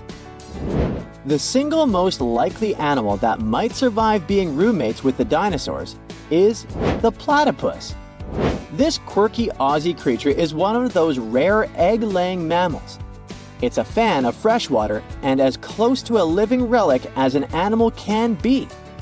Scientists were able to trace its origin back as far as 120 million years ago. For food, it wields its sensitive beak to catch shrimp and worms underwater. When it dives, skin flaps cover its eyes and ears, so it becomes blind and deaf. But it still uses that beak like a high-tech radar. A grown platypus can even feast on half its body weight in a single night. Scientists have known for a while it shares many traits with reptiles, like its shoulder bones or the fact that it lays eggs. Other creatures that coexisted with the dinosaurs still exist today, just not mammals. Snakes made their way into our fauna in those prehistoric times too, as well as cockroaches and bees. Some species of sharks are even considered to predate the dinosaurs. And if we look at our entire planetary history, we'll see they survived 4 out of 5 periods of mass extinction. Horseshoe crabs have the nickname living fossils because their evolution was much slower than any other animal that we know of. Not because they're not smart, but simply because they found their perfect form much sooner. So they didn't need to make a lot of changes. They have a very rudimentary immune system, but it seems to work wonders. No wonder they stayed pretty much the same for over 400 million years. Today, I'm going to tell you about creatures that had unique features which allowed them to grow to incredible sizes. They were some of the most impressive animals to have ever existed on our planet. The Argentinosaurus is a genus of sauropod dinosaurs that lived approximately 97 million years ago in what is now South America. Scientists think it was one of the largest land animals ever, with a length of up to 100 feet and a weight of up to 100 tons. A farmer stumbled upon a giant leg bone while tending his cattle. That's how he discovered the first fossils of the Argentinosaurus in Argentina in 1987. Further excavations uncovered more bones, revealing a massive dinosaur that would have dwarfed most other animals of its time. The Spinosaurus, meaning spine lizard, is a genus of theropod dinosaur that lived around 97 million years ago in what is now North Africa. It is believed to be one of the largest carnivorous dinosaurs to ever exist, with a length of up to 60 feet and a weight of up to 23 tons. The Spinosaurus is known for its distinctive elongated sail-like structure on its back. It was likely used for thermoregulation. It also had long crocodile-like jaws that were lined with sharp teeth. This allowed the creature to catch and eat large prey, such as fish, crocodiles, and other dinosaurs. The first fossils of the Spinosaurus were discovered in Egypt in 1912. The sperm whale, Physeter macrocephalus, is a species of toothed whale that is the largest toothed predator on Earth. It also has the largest brain of any animal species. It is found in oceans all over the world and can dive to depths of up to 7,000 feet in search of food. You can easily recognize sperm whales by their massive, block-shaped heads, which can measure up to 1/3 of their total body length. They have dark brown or grayish-blue skin and a distinctive wrinkled appearance. The Titanoboa is an extinct genus of a giant snake that lived approximately 58 million years ago. It is considered to be the largest known snake ever. It could grow up to 42 feet and weighed around 2,500 pounds. The first fossils of the Titanoboa were discovered in a coal mine in Colombia in 2004. This discovery meant a lot because it provided insights into the size and behavior of snakes during the Paleocene era, as well as the overall climate and ecosystem of the time. The blue whale, Balænoptera musculus, is the largest animal on Earth, measuring up to 100 feet in length and weighing as much as 200 tons. These marine mammals are found in oceans all over the world and can live up to 90 years. Blue whales have a long, streamlined body that is usually blue-gray in color with mottled patterns. They have a small dorsal fin and 2 pectoral fins that are about 1/3 the length of their body. Blue whales feed on tiny shrimp-like creatures called krill, and they eat a lot. A single adult blue whale can eat up to 8,000 pounds of krill in a day. The Leadsichthus is an extinct genus of large, bony fish that lived during the Jurassic period, approximately 155 million years ago. It is believed to be one of the largest fish that have ever lived. Some estimates suggest that it could grow up to 55 feet in length. The first fossils of Leadsichthus were discovered in England in the 19th century, and more recent discoveries have been made in other parts of Europe, South America, and Africa. Despite its enormous size, the Leadsichthus was a filter feeder, similar to modern-day whale sharks, and likely fed on plankton and other small organisms. The creature did it by simply swimming with its enormous mouth open, filtering water through its gills. The pterodostro is an extinct species of flamingo-like birds that lived approximately 35 million years ago. They were relatively small birds with a wingspan of about 2-3 feet. And they were known for their distinctive long, narrow beaks equipped with comb-like structures used for filter feeding. The pterodostro lived in shallow bodies of water, like lakes and lagoons, and mostly fed on small crustaceans and other tiny organisms. The animal filtered them from the water using the comb-like structures on the inside of its beak while swimming through the water. The African elephant is the largest land animal on Earth and one of the most recognizable ones. There are two species of the African elephant, the savanna elephant, Loxodonta africana, and the forest elephant, Loxodonta cyclotis. You can see them in various parts of sub-Saharan Africa. These creatures can be identified by their large size, gray skin, and long trunks. African elephants can grow up to 13 feet tall and weigh up to 14,000 pounds, depending on the species and gender. Psst, run! Really, it's not safe out there. There's a saber-toothed tiger lurking around. You better be careful. What are you doing? Don't peek. Okay, just one little peek. How's this possible, you ask? That's because you're in virtual reality, of course. These cool but very dangerous-looking big cats were alive during the last ice age. What if they decided to show up at your doorstep out of nowhere? Knock knock, a saber-toothed tiger is waiting for you to buy its cookies. Meanwhile, the coelacanth, this massive-looking fish, comes from a lineage that's been around for over 300 million years. We thought they didn't exist anymore until 1938, that is, when a live coelacanth was found again. Since then, they've been roaming the waters of the east coast of Africa and the waters of Sulawesi, Indonesia. Man, I wouldn't want to go for a swim and meet one of these fellas face to face. Their jaw has an intercranial joint, which means their mouth opens up by a lot. This is so they can eat large prey, like me. Not good. They're huge, too. Imagine a fish that's as long as you're tall and weighing as much as an average human. The takahe, a flightless bird, was thought to be gone in the year 1898. They're very cute, small and multicolored, usually not taller than your knee. But picture this. You're out for a hike in the Murchison Mountains. Looking around, you spot the bird you thought was extinct. But there they are, as happy as ever, surviving and chilling. Whole colonies of takahes was indeed found just 50 years after they were pronounced extinct. Good job, tiny little birds. A singing dog. Ever heard of those? Riley does sing sometimes when he's bored or hungry, but these are real performers. New Guinea singing dogs. They've been only recently discovered again in the wild for the first time in 50 years. Still, they were never completely extinct to begin with. New Guineans made sure they were safe next to them. But in the wild, very rare and hard to catch a sight of. Look, there goes one. The New Guinea singing dogs are called so because of their famous high-pitched singing. They sometimes sing together, too. A dog choir of sorts, where they all howl together. I bet they sing better than I do in the shower. Not going far from this area, we have bats, but these ones are sort of different. You see, their ears are enormous. I guess that's why they're called the New Guinea big-eared bats. Clever.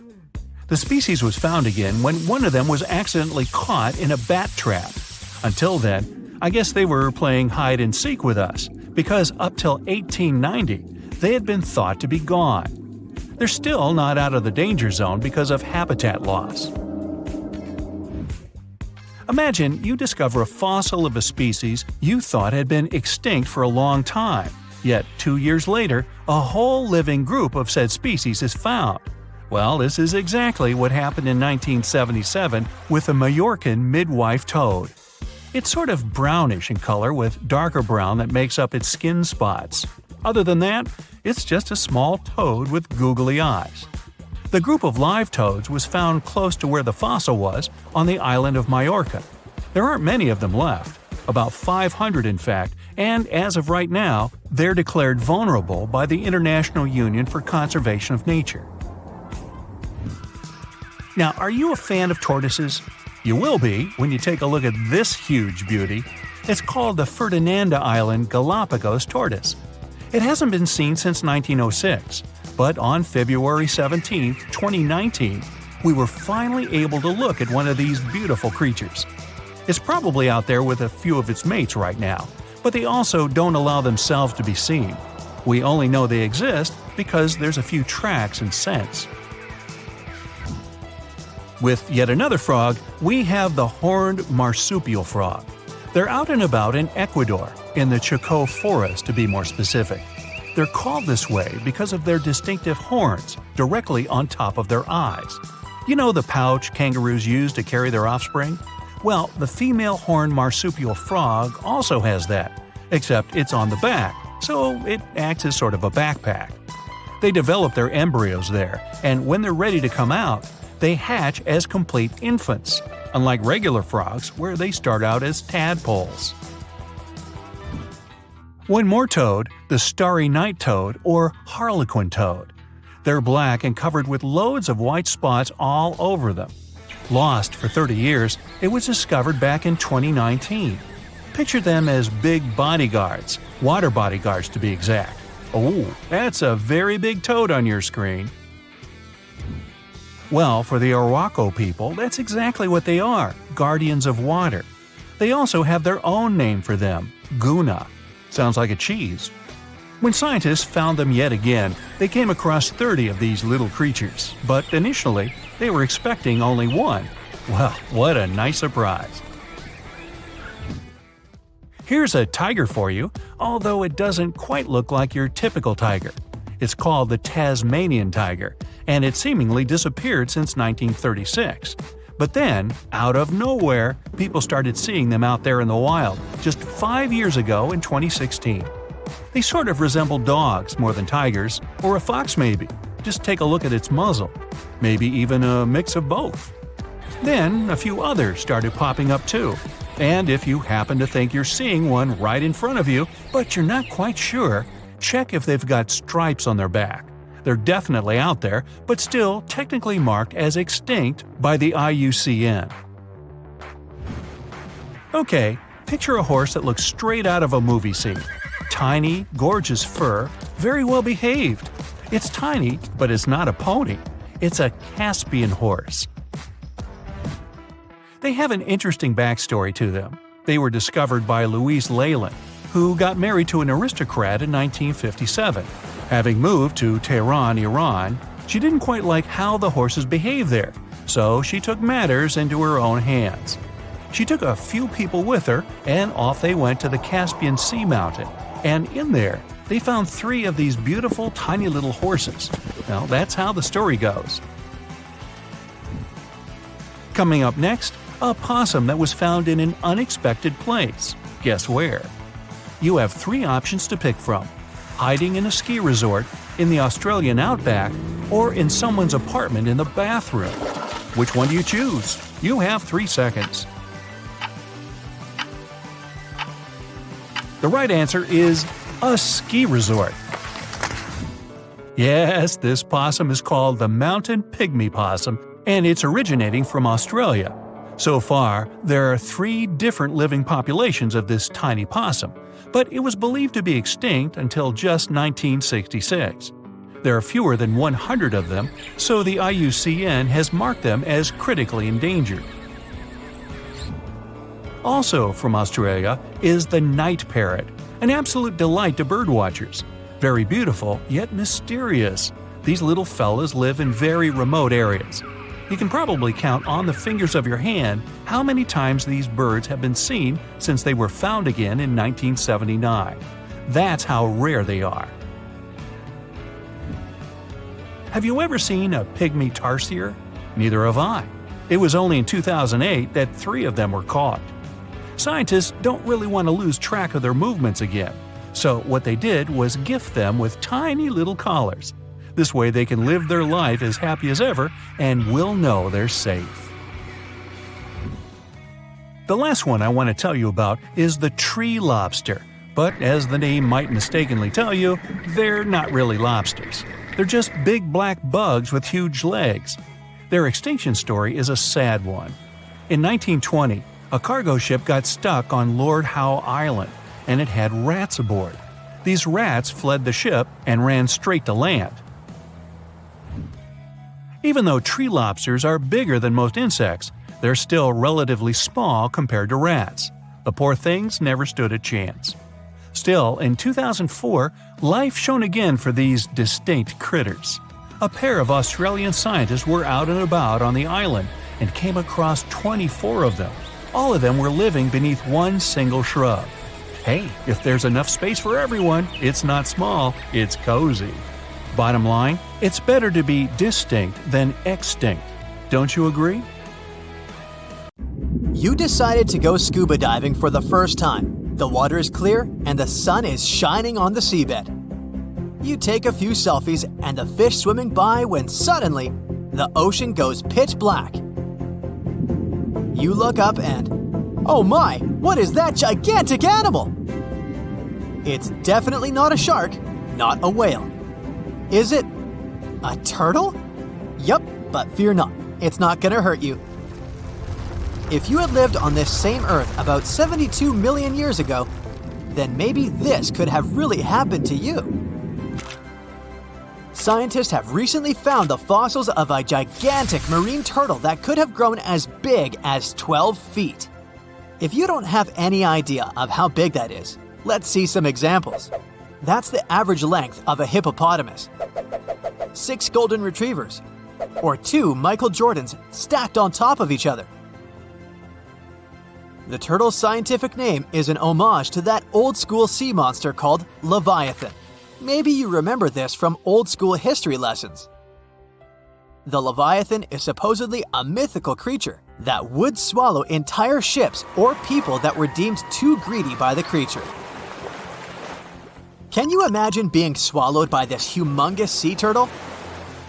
No, thank you. The fossils of this gigantic creature began to be excavated between 2016 and 2021, all the way in northeastern Spain. The first fossil was located by a hiker in the Spanish Pyrenees, and it was around 8 inches long. The pelvis of this turtle alone measured around 35 inches. It would definitely be one of the biggest turtles today if it hadn't gone extinct. FYI, the largest living sea turtles today can reach up to 6 feet in length, which is already pretty big. Now, how about a gigantic prehistoric scorpion? I bet most people here are not huge fans of these creatures, especially since they're poisonous, which is why the thought of a 9-foot-long aquatic scorpion might be the stuff of nightmares. Let's just say that if they hadn't gone extinct some 400 million years ago, lakes and rivers would be much more dangerous places for humans today. These gigantic insects were considered to be apex predators in their time, hunting everything from fish to other animals, even of their own kind. Yikes! I got goosebumps just imagining these creatures.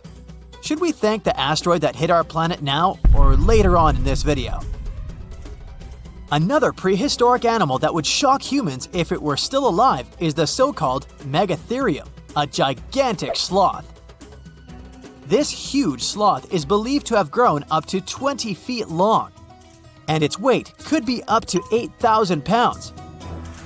It was found in the woodlands and grasslands of South America. The creature used to stand on its 2 feet in order to reach leaves on high branches. These giant sloths had huge claws. They helped them climb trees. I gotta say, I feel uncomfortable imagining these elephant-sized sloths climbing trees. Oh, of course, some dinosaurs will make our super-sized creatures list. But before that, here's a fun fact. Did you know some dinosaurs are still alive today? Scientists have proven that birds are classified as theropod dinosaurs. Such infamous creatures as the T-Rex and Velociraptor belonged to this group. I'm sure you've heard these names even before you watched Jurassic Park. The Velociraptor is that scary dino that breaks into the kitchen. Well, they evolved, gained some feathers, and turned into various species of birds we know today. That means that any bird from chickens to those little blue ones is a direct descendant of dinosaurs. Now, does the name Spinosaurus ring a bell? You can see this huge dinosaur in some museums today. Its fossils, I mean. The Spinosaurus was one of the biggest land predators to walk Earth. Actually, to walk its land and water, since scientists believe that this dino was semi-aquatic. It fed mostly on meat, which means humans would be its natural prey if it lived today. This meat-eating dino lived around 90 to 100 million years ago. It was about 60 feet long, 12 feet high, and weighed up to 22 tons. Its head was around the size of 8 bowling balls and was shaped like a crocodile's face.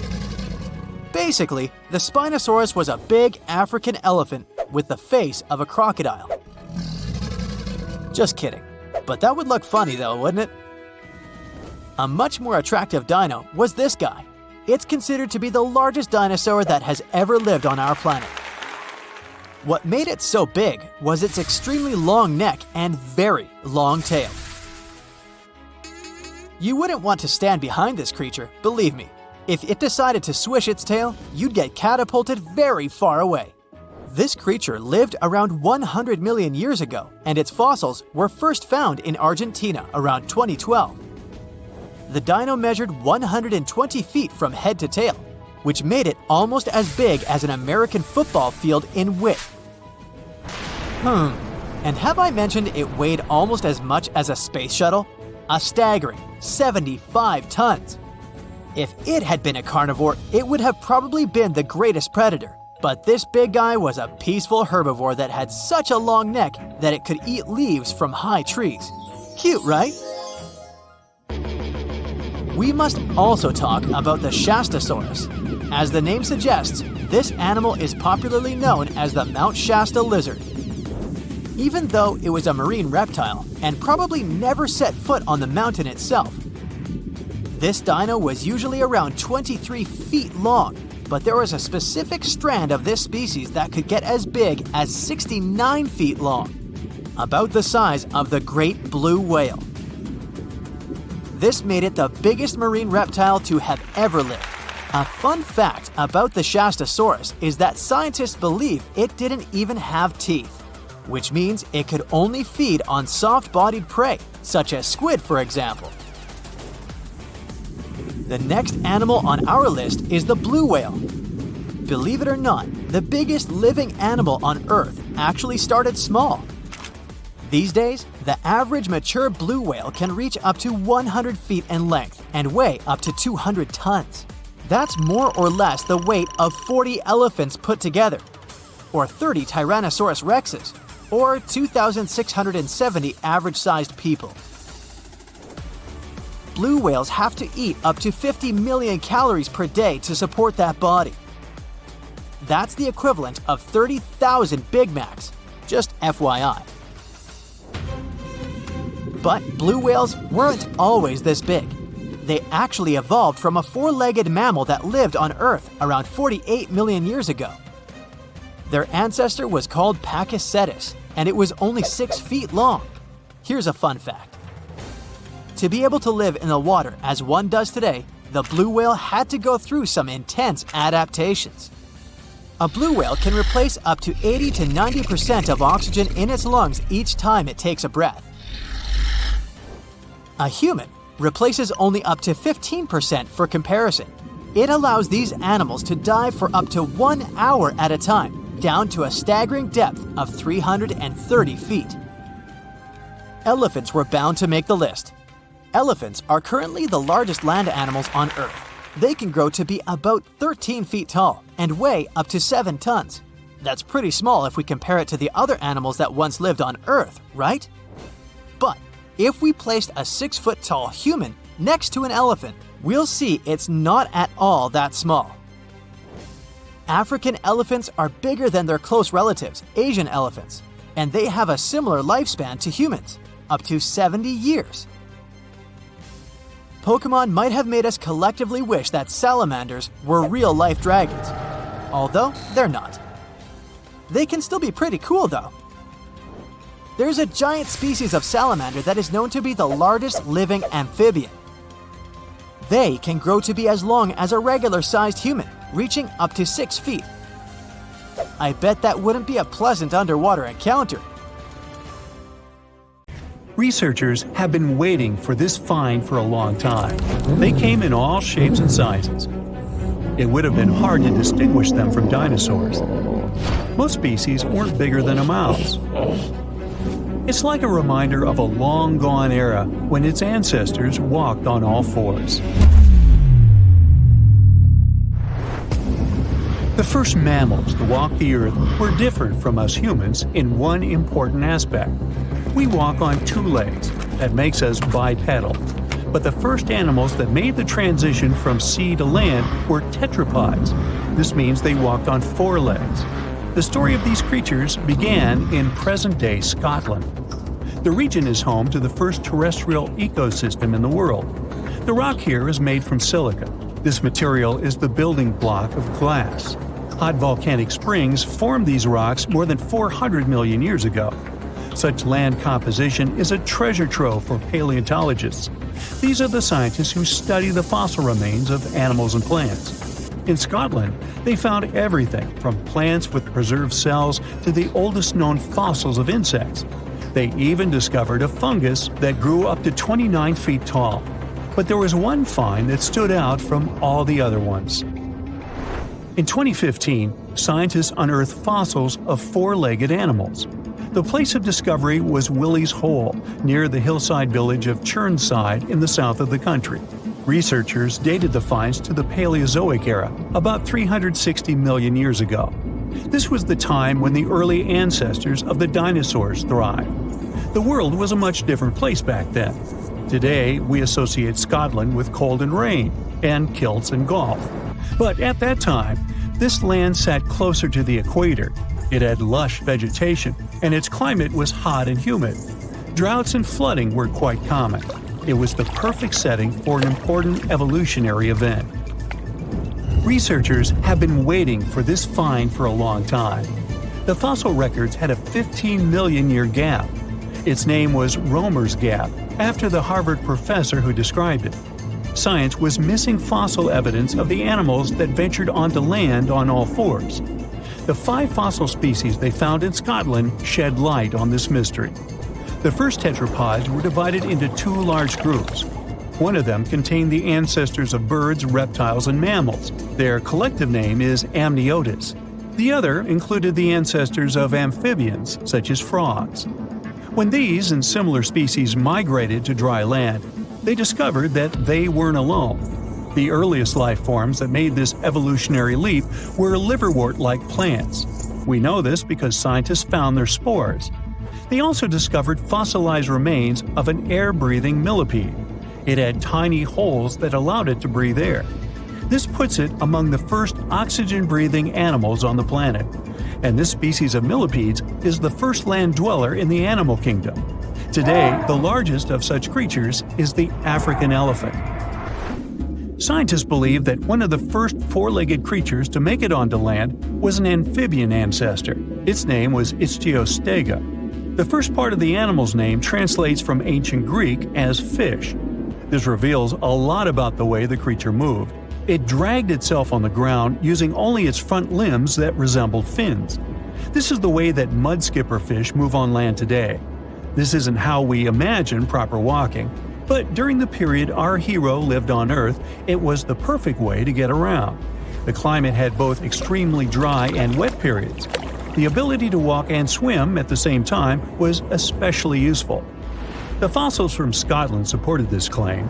The fish-like animals scientists found had 4 slender limbs. This is the perfect equipment for life on land, not inside the ocean. There was further evidence. The fossils displayed well-developed lungs for breathing outside of water, but their legs were still too weak to completely lift the body off the ground. The tail section had to slither along the surface, similar to how a snake moves forward. This animal that resembled a modern-day salamander lived during the Paleozoic era. This was the time when 4-legged creatures developed a standard number of digits at the end of their hands and feet, 5 on each. We know them today as fingers. All species that had more than 5 fingers started slowly disappearing. These pteropods split into 2 groups. The first of them had to return to the sea to lay eggs. This group would later give rise to amphibians. The second kind of tetrapods is more interesting to human evolution. They're considered the ancestors of reptiles, dinosaurs, and mammals. The Permian period came at the end of the Paleozoic. By this time, all life forms on Earth inhabited the supercontinent of Pangaea. There were vast deserts far away from the oceans. The more important species that walked on all fours during this time were the synapsids. They came in all shapes and sizes, but the only subgroup of synapsids to survive into the Cenozoic were the mammals. Doesn't seem like much, but we exist today thanks to these ancient tetrapods. As a species, we have come far in the tree of life. A recent study revealed that the first life form to evolve was an ocean-drifting comb jelly. This came as a bit of a surprise. For a long time, researchers believed that the simple sponge was the oldest animal on the planet. After analyzing vast amounts of data, comb jelly came on top, or the bottom, depending on how you look at the tree of life. These ancient beings were squishy and had tentacles, but they weren't the true jellyfish like the ones we see today. The creatures lacked the bell-shaped body and stinging cells. Scientists cannot precisely date the species because they lack a fossil of the oldest comb jelly. This is not the case with other ancient creatures that once roamed our planet. The ancestor of dinosaurs, turtles, and crocodiles are familiar to science. These are the animals that appeared during the Paleozoic era. This was a time when true tetrapods appeared. Paleontologists recognized them by two distinctive openings on each side of their skull. The first mammals that appeared during this era resembled reptiles. It would have been hard to distinguish them from dinosaurs. Some of them later evolved features we all know today. These include fur and a warm-blooded metabolism. They developed during the time when dinosaurs dominated Earth. That's why these first true mammals were small. Most species weren't bigger than a mouse. Their diet consisted of plants, as they were herbivores. Also, they were creatures of the night. During the day, they were mostly hiding underground. Now, this wasn't such a bad strategy. Some 66 million years ago, an asteroid fell on the Yucatan Peninsula in today's Mexico, and this spelled the end for dinosaurs. 75% of all species that lived on Earth at the time disappeared. The mammals' small size helped them survive and repopulate the planet. The era in the history of our planet that followed the Mesozoic was nicknamed the Age of the Mammals. The climate became warmer, so grasslands expanded. These were the ideal conditions for tetrapods to grow in size. Some mammals decided not to take this evolutionary path. Bats remained relatively small in size and took to the skies to join birds. And there are some tetrapods that return to the ocean. The most notable example are whales. Today, their closest living relatives are hippos. Both species are aquatic, but they developed this trait separately. The first whales were actually tetrapods. These were the most typical examples of four-legged land animals. If you saw them today, you would think they were oversized rats. That's what whales looked like some 50 million years ago. Paleontologists came to this conclusion in the 1980s by studying the skull of a now extinct animal. It lived around the edge of a large, shallow ocean. At some point in history, it returned to the marine way of life. Its back legs devolve. But sometimes, biologists stumble upon a living specimen of a whale that still displays tiny hind limbs in its skeleton. It's like a reminder of a long-gone era when its ancestors walked on all fours.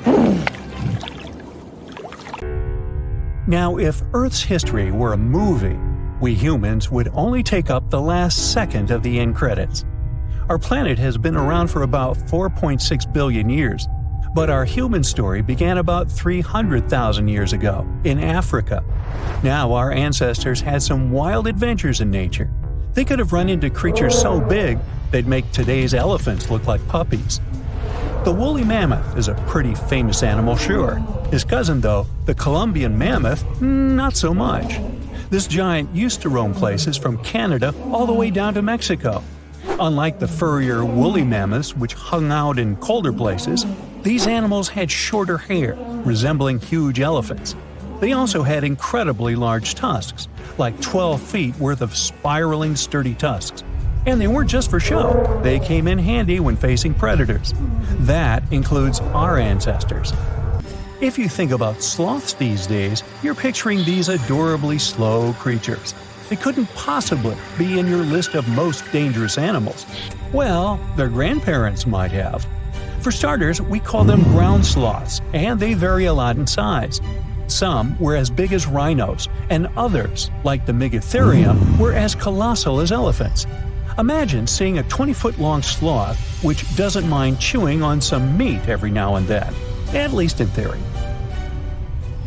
Ever heard of Bigfoot? Well, our next animal kind of looks like him, but is a distant cousin to orangutans. Meet Gigantopithecus, the largest primate to ever call our planet its home. Standing tall at 10 feet and weighing more than 600 pounds, these animals were amazing to look at in real life. Unlike Bigfoot, they weren't constantly hiding. In fact, it's believed they were peaceful and gentle creatures. Sadly, they faded away about 100,000 years ago, mainly because their food sources slowly became unavailable. Those lush, fruity forests they called home eventually turned into dry grasslands.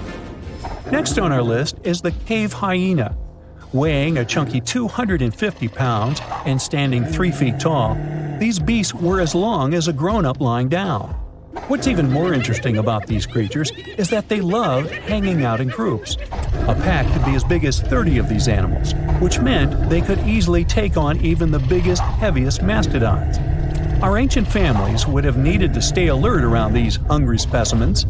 Sadly for these hyenas, about 20,000 years ago, their numbers started going down. Soon enough, they completely disappeared from the planet. Quick pop quiz.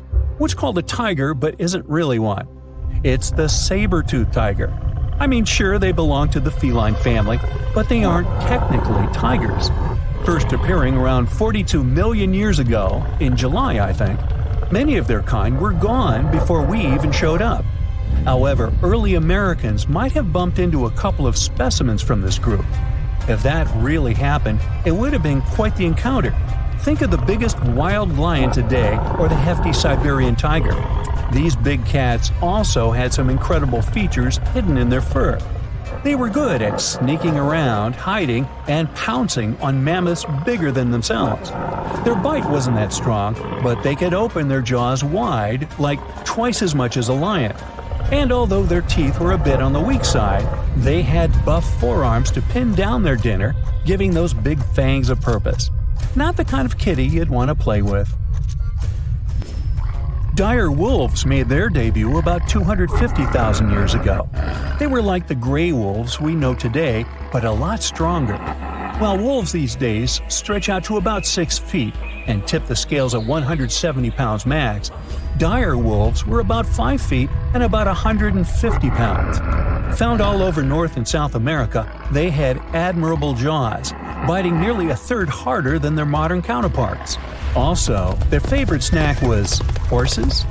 But just like many other majestic beasts of the past, they faded away around 10,000 years ago. Now, names can be deceiving. Take the American lion, for example. It's not really a lion, it's more of a panther's big cousin. The other part of the name is correct, though. They did live in America about 330,000 years ago. This feline was no lap cat either. They were at the top of the wildcat pyramid, weighing a colossal 772 pounds. That's like stacking 4 grown men on a scale. Even the mighty African lion would look a tad bit shy beside these beasts. With the muscle to take down a bison, you wouldn't want to accidentally interrupt their dinner. They parted ways with this planet around 11,000 years ago, right after the last ice age. Now, down in Australia, about 50,000 years ago, I wasn't around then, there lurked a relative of the Komodo dragon, the Megalania. Experts love to have debates on how big it was. Some say it stretched out to 23 feet. Others think it was just about 11 feet long. Either way, they were basically mega-sized Komodo dragons with a dangerous bite. If you think bears are already big and fluffy now, let's introduce the short-faced bear. While this big creature stood on its hind legs, it towered at 14 feet. With long limbs, they could outrun today's bears, hitting speeds up to 40 miles per hour. These ultra bears sadly disappeared around 11,600 years ago. Now imagine a crocodile.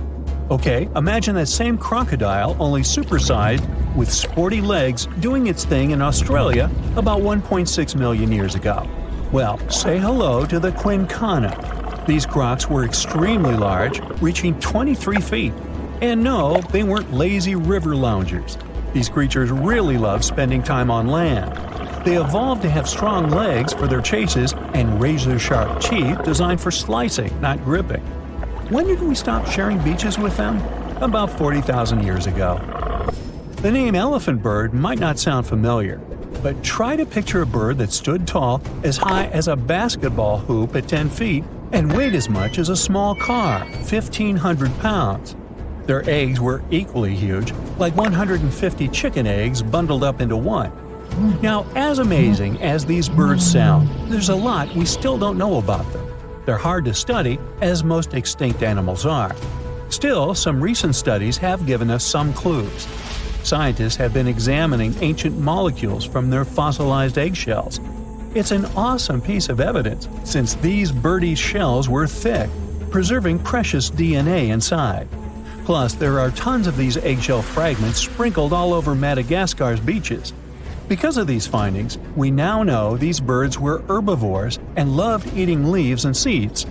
We also know the tiny kiwi bird is its closest living relative. Now, dodos were these amazing birds we also used to share the planet with. They're like distant cousins to Asian pigeons. To give you some perspective, imagine a chunky bird weighing about 50 pounds. Similar to chickens, turkeys, and ostriches, dodos were also the types of birds that couldn't fly. Their wings were small, and they had the muscle strength of, well, a wet noodle.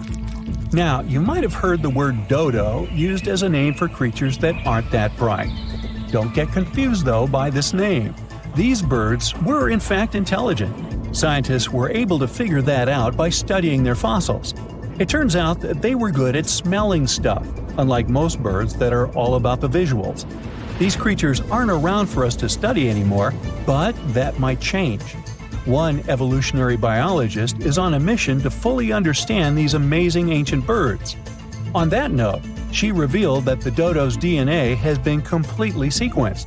There are even talks about potentially bringing dodos back to life. They would make a nice addition to the lovely beaches of Mauritius, the place they used to call home many, many years ago.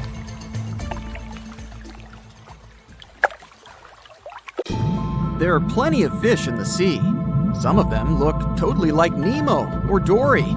Then there's the butterfly fish and fancy guppy, which is indeed really fancy. And then there's... what on earth is that? I would definitely not pay for a diving experience to see this guy. The anglerfish has the unofficial title of the ugliest animal in the world, but I wouldn't dare to break that news to it.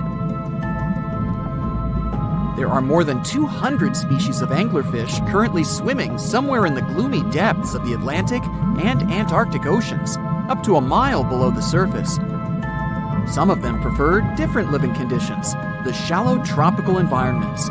Different kinds of anglerfish vary in shape and size, from the famous black sea devil to frogfish, monkfish, footballfish, goosefish, batfish, and sea toad. The larger ones can be half as long as a full-sized bed, but most are less than a foot long. Since the choice of meals where these guys live isn't that huge, they had to come up with a unique hunting strategy. They don't waste their priceless life energy on following prospective prey. Instead, they use a piece of dorsal spine that sticks above their mouths like a fishing pole, hence the name of the fish. There's a sac of bioluminescent bacteria that glows brightly in the dark at the end of that rod. The light lures prey, and all the anglerfish has to do is wait, and then enjoy its lunch delivered right to its mouth. Their bodies are pliable and huge, so they can easily swallow prey twice their size. Deep-sea anglerfish eat whatever they can find. Species that live in more shallow water aren't picky either, and can eat anything from shrimp to snails and small fish. Only female anglerfish have the cool fishing rod feature though. So what about their males? Finding a soulmate deep under the sea isn't that easy. I mean, literally, there's no light down there. Plus, there are frigid temperatures and low oxygen levels. Anglerfish can't afford to go on many dates in those conditions, so they mate for life. And before you go "aw" about it, I have to tell you, they do it in quite a special way. Male anglerfish are much smaller than their ladies. The contrast is so striking that when researchers first got interested in their love life, they thought those males were actually the offspring, or larvae, hanging out next to their moms. Certain anglerfish male species have receptors that alert them that there's a female nearby. After they mate, the male bites into his woman and stays attached to her head, belly, near her tail, and other areas he can access. While they morph together forever, the female fish gets the male's cells, DNA, and reproductive organs, but loses her immune response cells. The male gets free permanent housing and nutrition. Given the current real estate prices, it sounds like a dream. But that accommodation is shared by up to 8 males, and they can't move out if they ever feel like it. You're unlikely to meet this deep-sea fish in real life, but if you meet an anglerfish in your favorite video game, remember that you can easily outswim it and make it kinder to you with tranquilizing arrows. Once you befriend it, the anglerfish can be your scout and help you discover new areas with its bioluminescent pods. Back in the real world, down in the twilight zone of the ocean, about 650 to 3,300 feet down, the anglerfish isn't the only creature you're lucky you'll probably never meet. Many of the locals look like they come straight out of science fiction or horror movies, but that's because they had to adapt to this dark, deep world. I did my best to get you prepared for the creatures you're going to meet, starting with the common fangtooth. They spend most of their lives deep down, but at night, they move toward the surface to snack. These guys are more active than most other deep-sea dwellers. They don't wait for food to come their way, but actually follow it, and then get it with their long, hungry teeth. They don't have a built-in light bulb like the anglerfish, so they've developed a great sense of smell and use as much sunlight as they can get there in the depth to get around. Sometimes, even the shadow of a passing by prospective prey is enough for them to switch to action mode. And though they don't look too charming, they're completely harmless to humans if you ever run into one of these guys. Stoplight Loosejaw sounds like a great name for an alternative band, but it's actually another deep-sea resident with sneaky hunting habits. It has special light-producing photophores under each eye. They emit green and red light like a stoplight, hence the name of the fish. Unlike other fish, these guys hardly ever leave the twilight and midnight zones. Their lower jaw is a quarter of the total body length, and the stoplight keeps it open all the time, hoping to get some lunch. It looks like a ferocious predator, but mostly prefers zooplankton with an occasional dessert of shrimp, krill, and fish. I'm sure you didn't expect to meet a hybrid of an eel and a bird, but here it is! The slender snipe eel has a beak, much like that of a bird, with curving tips. The beak is equipped with tiny hooked teeth that the eels use to catch the antennae of delicious shrimp. And it sure is slender, stretching up to 5 feet and weighing only a few ounces. Scientists don't know all of this guy's secrets, since it's pretty tricky to study in their natural habitat. But it looks like they only produce offspring once in a lifetime, and then pass away. Glass squids like to take it easy in life and literally go with the flow. They're filled with a solution which is lighter than water, so they don't have to make any effort to move around the deep sea looking for food and partners. These creatures are transparent, so they blend into any landscape and don't even cast a shadow while moving. Talk about a great survival tactic. If danger finds it anyway, it can transform into a lumpy ball, pushing its head and tentacles into its mantle cavity. It can also release ink into the mantle and go from transparent to black. The same ink can protect it against hungry whales and seabirds. Another tactic they use to scare off predators is to activate their light-emitting organs around their eyes. I'm getting hungry. Maybe I can snack on this sea cucumber. Ouch, it's moving! So I guess it doesn't belong in a salad after all. These soft-bodied fellows live in all parts of the ocean, from shallow waters to the deep underwater world. Most of them slowly move around with their tiny feet, but some crawl around by flexing their bodies.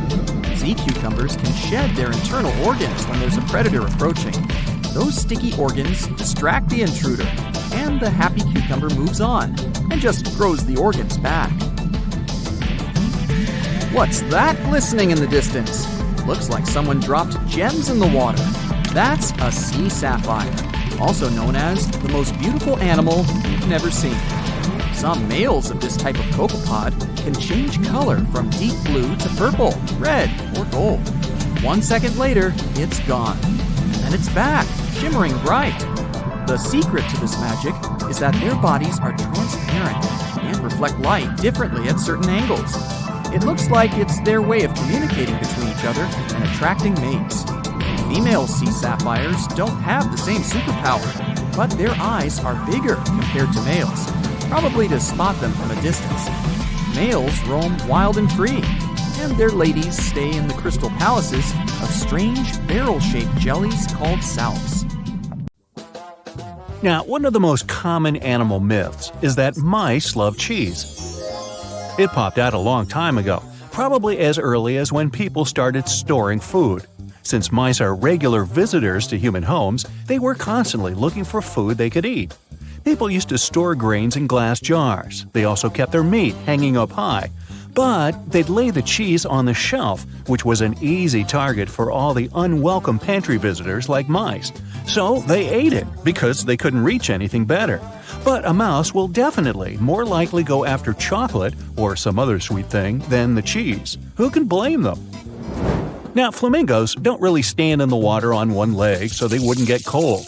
This is just a simple way for them to spare the effort. It's exhausting for us humans to stand on one leg, but for them, this is the most stable position possible considering their peculiar anatomy. This pose doesn't require any muscular work. Now I'm jealous. One of the most widespread and oldest myths out there is that ostriches hide their heads in the ground every time they're scared. A long time ago, researchers thought ostriches weren't very smart because they bury their heads in the ground without being aware the rest of their large bodies are still out there, where everyone can see them. In fact, ostriches do it when they want to swallow sand and pebbles to boost their digestion or just turn over the eggs they lay in their nests. And even then, they technically don't bury their head, but put it near the ground. Otherwise, with its head in the sand, the poor thing wouldn't be able to breathe. No reason to think of an ostrich as a frightened bird. Like some other animals, it will flee if it senses there's a danger coming.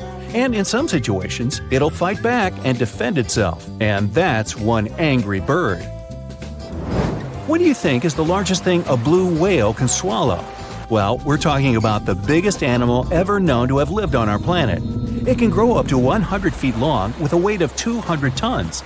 Its heart is as big as a car, and its tongue can weigh as much as an average elephant. It's easy to imagine a blue whale swallowing cars, people, and even small ships, perhaps. But it's all wrong. The largest thing it can actually swallow is a grapefruit.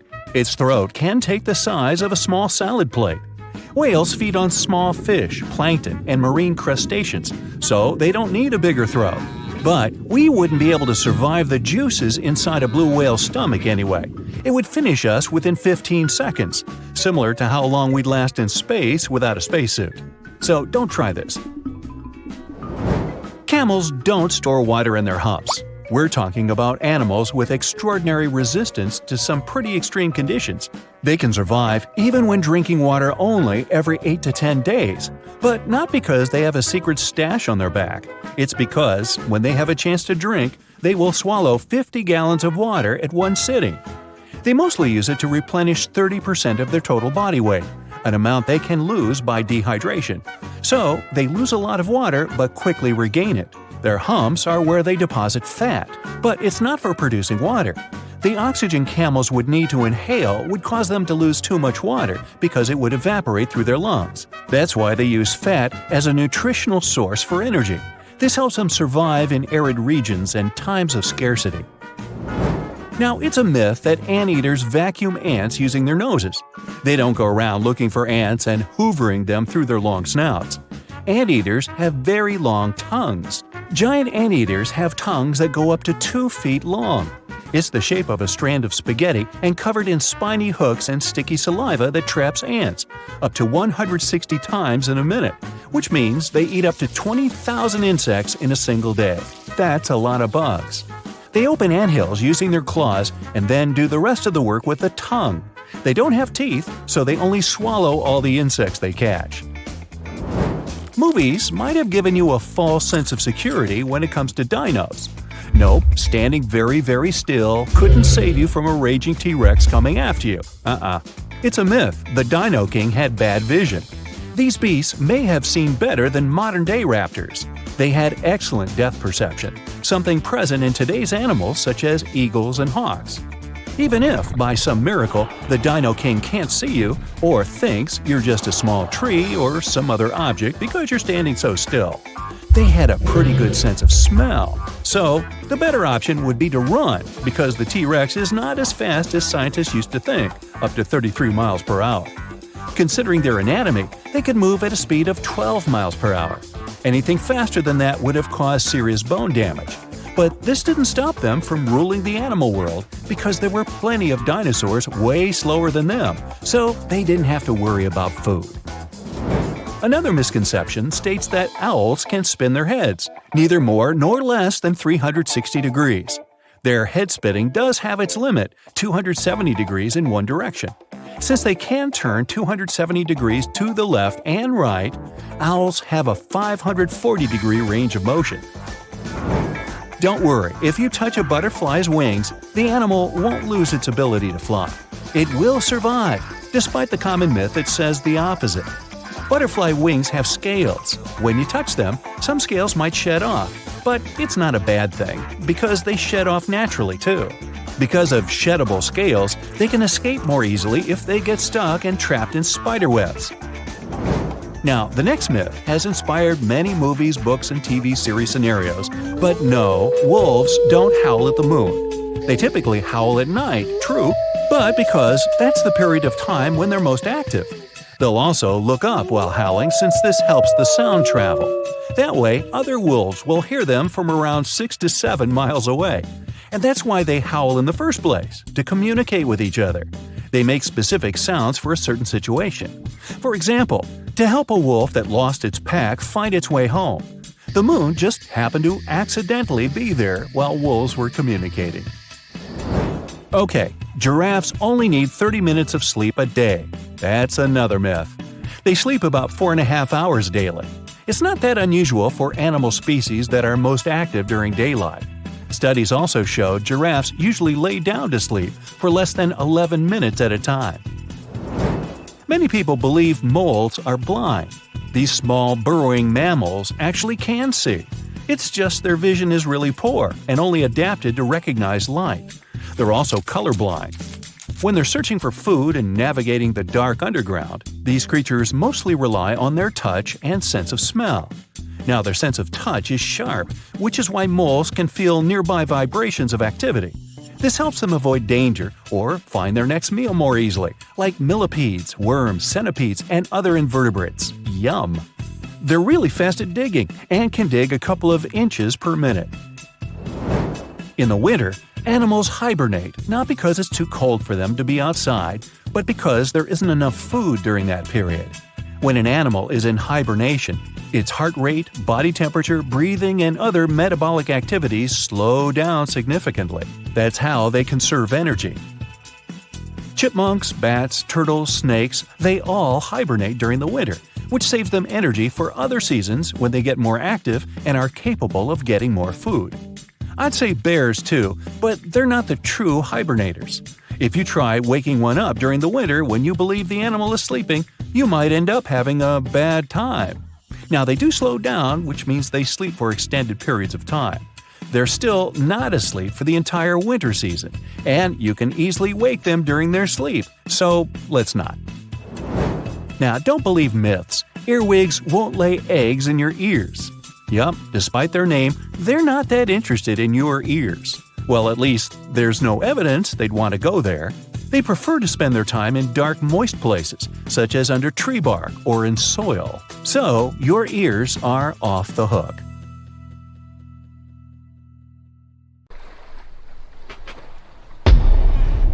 Many terrifying animals live deep beyond the waves, like this vampire squid living 3,000 feet below the surface in almost complete darkness. This animal has a cloak, like a vampire's. That's why it's called the vampire squid. Deep down at the bottom, it can't use ink to defend itself. So this animal has developed an unusual tactic. It glows slightly to scare away predators. If this tactic fails, the vampire squid can turn its body inside out, revealing tiny spikes.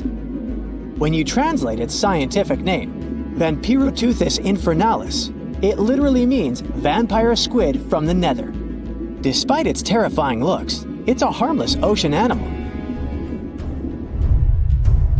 This previous creature was not from space, but this object definitely is. Before Elon Musk found a way to reuse rockets, NASA would simply drop old ones after launching astronauts into space, most of the time in the ocean or deserts. In 2012, Jeff Bezos launched a mission to find the Apollo 11 rocket. They found it by using sonar, but it was in terrible condition. It was sitting on the bottom of the ocean, not far from the predicted site. They were able to rescue the engine and reconstruct 2 of them. The most famous lost city is Atlantis, but sadly, we still haven't discovered it. However, Heraklion was also just a myth until one British pilot saw something that looked like a city while flying over the Mediterranean Sea. He reported it, and 60 years later, a group of divers went there. They were shocked when they found an entire city underwater. It was loaded with artifacts that could tell us a lot about the history of the place. Now it's one of the best underwater archaeological sites in the world. It's believed that the rising sea caused the whole city to go underwater. The Titanic sank in 1912. The wreck was claimed to be officially discovered 74 years later. In reality, though, a fisherman found the Titanic 8 years earlier while fishing in the Atlantic Ocean. He was pulling out his net when he spotted a head stuck in it. Luckily, it was just a doll's head. Years later, after the fisher had passed away, his son sold the doll to a doll collector. She did a lot of digging and research on every person who had a porcelain toy on the Titanic. She found the owner of the doll. Ava Hart was on the Titanic and had a doll with her. Ava survived the catastrophe by a miracle, but her toy didn't. Hart even wrote about the doll in her journal, and every detail matched the toy found by the fisherman. The tripod fish lives deep in the abyssal zone, around 20,000 feet below the surface. It's adapted to such immense depths and uses its tripod fins to stay still on the bottom. This creature doesn't have big eyes, but even if it did, these eyes would be useless in the darkness. Instead, the tripod fish uses its fins like antennas to detect any movement in the water. This creature doesn't have much luck when it comes to its love life, so it had to develop unique tactics to reproduce. One fish can be both male and female. The next bizarre creature is the lizardfish. It has tons of razor-sharp teeth, a huge mouth, and really big eyes, which it uses for hunting. All this makes the animal look freaky. The lizardfish lives at depths of around 11,000 feet in the midnight zone, where there is zero light. This freak of nature basically eats everything it can fit inside its mouth, from small fish to other lizardfish. On the other hand, when they see other reptile fish, they probably fall in love instead, because finding mates at those depths is not an easy task. Like the tripod fish, the lizardfish can be both male and female at the same time. When you think of a river, you usually picture it on land. Still, nature is quite unpredictable, and it created a river flowing under the ocean in California. It's running at a depth of around 2 miles. This river has everything that an ordinary river has: sunken logs, trees, and rocks. And despite its uniqueness, it's not the only one in the world. There are also others in the Amazon and Greenland. a terrifying creature was discovered near Angola's coast by a remote operating vehicle. It looks like it doesn't have a head or a body. It was sitting at a depth of around 4,350 feet below the surface. After doing research, scientists concluded it wasn't anything from a sci-fi movie, it was just a cluster of siphonophores stuck together. In 2015, some random guy was diving in Caesarea, and something shiny caught his eye. He reached out, grabbed it, and realized it was a gold coin. After that, he examined the bottom and found out that there were many more. He reported the incident to the local authorities, and they concluded that he had found Arabic treasure. The coins were made of solid 24-karat gold and were a few thousand years old, but due to the perfect salinity and temperature, they looked brand new. The coins belonged to a ship carrying cargo. It was caught up in a storm and unfortunately sank. One of the weirdest things ever discovered was found in the Baltic Sea. It's an anomaly that looks as if it was created by a different civilization. It was discovered by Swedish researchers, and they basically had no idea what it was. They had to ask tons of other scientists for their opinions. When you look at this formation from above, it's 200 feet long and looks exactly like a fallen spaceship. It's hard to believe that it's a natural formation, but spoiler alert, it's totally made by nature because the Baltic Sea has gone through many erosions throughout history. Most likely, the bizarre formation is the result of these processes. A group of divers in Madagascar were shocked when they found this 7-foot monstrosity of a knife on the seafloor. The speculation started immediately, and many said that the knife was from some giants that had fought megalodons and lived on Earth thousands and thousands of years ago. That could make a nice story, but the knife is most likely a movie prop that was lost at sea. One of the ocean's most bizarre animals is the frilled shark. It's believed that this fish is the reason for all those sea serpent stories that sea explorers of the past wrote about. These animals live pretty deep in the ocean, but sometimes they can be seen in shallow waters. It's super rare, but possible. The frilled shark has a big mouth sporting around 300 teeth. It also has a long body that looks like a lizard's, and it is truly a unique species of shark. Its prey can be half of its size because this shark's stomach is like that of a snake, and it can swallow huge fish or crustaceans. Spotting a few worms in your garden is no big deal, but after seeing a 26-foot long one in the ocean, you will make your wetsuit a little wetter. This worm is super rare, and it's completely harmless to humans. It's actually not a giant worm. It's a cluster of zooids that are stuck together in a worm-shaped formation. They usually only eat plankton, bacteria, and other tiny things that can be found in the ocean. Probably the scariest thing in the ocean that is 100% real is the magna pinna, which can be found at crazy depths of 20,000 feet below the surface. This monster looks like an underwater Slender Man, but it's just a squid with really long tentacles that can reach a terrifying size of 8 feet. This guy has only been seen a few times, and basically, we don't know much about this creature so far. What's the scariest predator under the ocean? The crocodile? Huh, I don't think so. Loch Ness Monster? Please, it never existed. How about the Kronosaurus? Well, it is extinct, but you might be onto something. Let's take a look at what it'd be like if these creatures were still around today. First things first, what on earth was it? The Kronosaurus was a marine carnivore that lived in the cool, high-latitude Eromanga Sea. It covered vast areas of inland Australia between 90 and 120 million years ago, during the early Cretaceous period.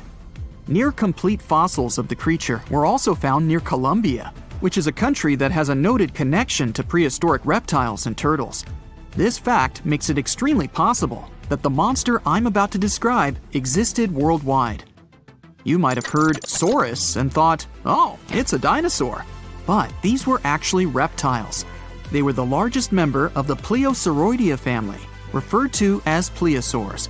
Fossil evidence suggests they weighed over 20,000 pounds and were roughly 30 feet in length. Just to put that in perspective, the longest crocodile ever measured was a saltwater crocodile by the name of Lolong from the Philippines. It was 20 feet in length and weighed just under 2,500 pounds. And that's still 10 feet shorter and incredibly lighter than the average Kronosaurus, making the crocodile seem like nothing more than a glorified goldfish in comparison. Despite its terrifying length, the most physically daunting feature of the Kronosaurus was its head. Its skull was about 8 feet long, which was actually proportionally large given the size of its body length. Anything that was unfortunate enough to end up inside the Kronosaurus's mouth may have been given false hope. After all, the teeth of the beast weren't actually that sharp. On second thought, I take that back. I wouldn't feel confident around a toothless snake, let alone being inside the mouth of this monster. But it's true that the Kronosaurus's teeth weren't sharp, especially when compared to other carnivorous reptiles, such as crocodiles and alligators. The teeth of this prehistoric sea creature were instead conical. This means that they were cone-like in shape. Unfortunately, this lack of sharpness didn't make them less dangerous. The teeth were enormous and could be up to 12 inches long from the crown tips to the bottom of the roots. This obviously meant that the Kronosaurus had an extremely powerful bite. It was estimated to be up to 30,000 newtons, which is almost twice as powerful as the bite of a large saltwater crocodile. Because of the bluntness of their teeth, they weren't suited for twisting their prey once in their grasp, but the size and shape of the teeth made them perfect for simple open and shut biting. They would have had no problem crushing hard objects such as the toughest of shells any sea turtle could offer. Just like crocodiles, the Kronosaurus is believed to have had a short neck. This may have been an adaptation to allow the beast to successfully catch small evasive animals. Their body, in general, was fusiform and streamlined. This means it was narrowed at both ends and had very little resistance to the flow of water. The Kronosaurus was also equipped with 4 paddle-like limbs. The hind limbs were larger than the front ones. They could span approximately 7 feet in diameter. All in all, this set the Kronosaurus up to effortlessly propel itself through the waters and be an ultimate predator. Predator X, if you will? That's the name that was given to the fossil of a creature discovered near Svalbard, a Norwegian island group, in 2009. The fossil was identified as a 50-foot-long, 100,000-pound monster with a bite force of 33,000 pounds per square inch. This might be the highest bite force of any known animal. Although Predator X is yet to be classified as any specific type of animal, it was definitely a plesiosaur like the Kronosaurus. And even if it wasn't Predator X, the Kronosaurus was still most definitely a ferocious titan when it roamed Earth's oceans. The Kronosaurus actually got its name from the Greek mythological figure of Kronos, the father of Zeus. Kronos was viewed as a titan from a generation of super powerful beings. So what was it that the Kronosaurus, this terrifying monster, actually feasted on to satisfy its appetite? This creature was known to eat sea turtles, squid, and other larger marine reptiles of that time, such as elasmosaurids and ichthyosaurs. This suggests that if crocodiles existed in the realms of the Kronosaurus, they too might have turned into lunch for the beast. There's evidence from the fossil remains of the Kronosaurus that suggests that they also feasted on sharks, which I know is a disappointment to those of you who view that beast as the king of the ocean. Not when the Kronosaurus was around, my friend. In any case, grounding all kinds of food into small pieces to help digest them would have been difficult without small teeth. This explains the presence of rounded stones found in many of the remains of these sea creatures. Researchers believe these stones may have been swallowed to control buoyancy or to help process food. It's also entirely possible they were accidentally swallowed while feeding on other animals from the seafloor. As if the Kronosaurus even needed to be a meanie with its already existing power and size, there's also evidence to suggest that it indeed might have been. It turns out that after using all its impressive attributes to catch its dinner, the Kronosaurus first liked to play with its food, like a cat does with a mouse. I guess since the hunt was so easy for them, they needed to get their fun from somewhere else. Well, I think now you should have a good idea about these creatures. So let's ask ourselves what it would be like if they were still around today. And by the way, why aren't they? Well, the Kronosaurus was completely finished off by the same KT meteor that took out the dinosaurs 66 million years ago. But even before this catastrophic event, they were coming under increased pressure from an even bigger and more vicious family of carnivorous marine reptiles known as mosasaurs. You can't always be a top dog, I guess, or rather, top marine reptile. But what if this never happened, and they were still roaming Earth? Well, this might be obvious, but can you imagine what kind of impact that would have on sea tourism? Based on the impact that famous movies about sharks and killer whales had, what do you think the presence of a Kronosaurus in the ocean would do to beaches? The very creature that would eat sharks and whales for breakfast. Beaches would certainly become a great place to go for a quiet walk, because nobody else would even be there. And what about such activities as boating, surfing, and scuba diving? You think anyone would dare try them, knowing that this 30-foot beast could be lurking beneath them? Let's give humans some credit and assume most of them wouldn't. This would cripple the global sea tourism industry, which is responsible for earning roughly $143 billion every year. Just to make sure this shocking point hits home, the most expensive yacht to ever roam the ocean was called the History Supreme. Its master bedroom was believed to have a statue made of T-Rex's bone and a wall made of meteorite rocks, as well as a 24-karat gold panoramic wall aquarium.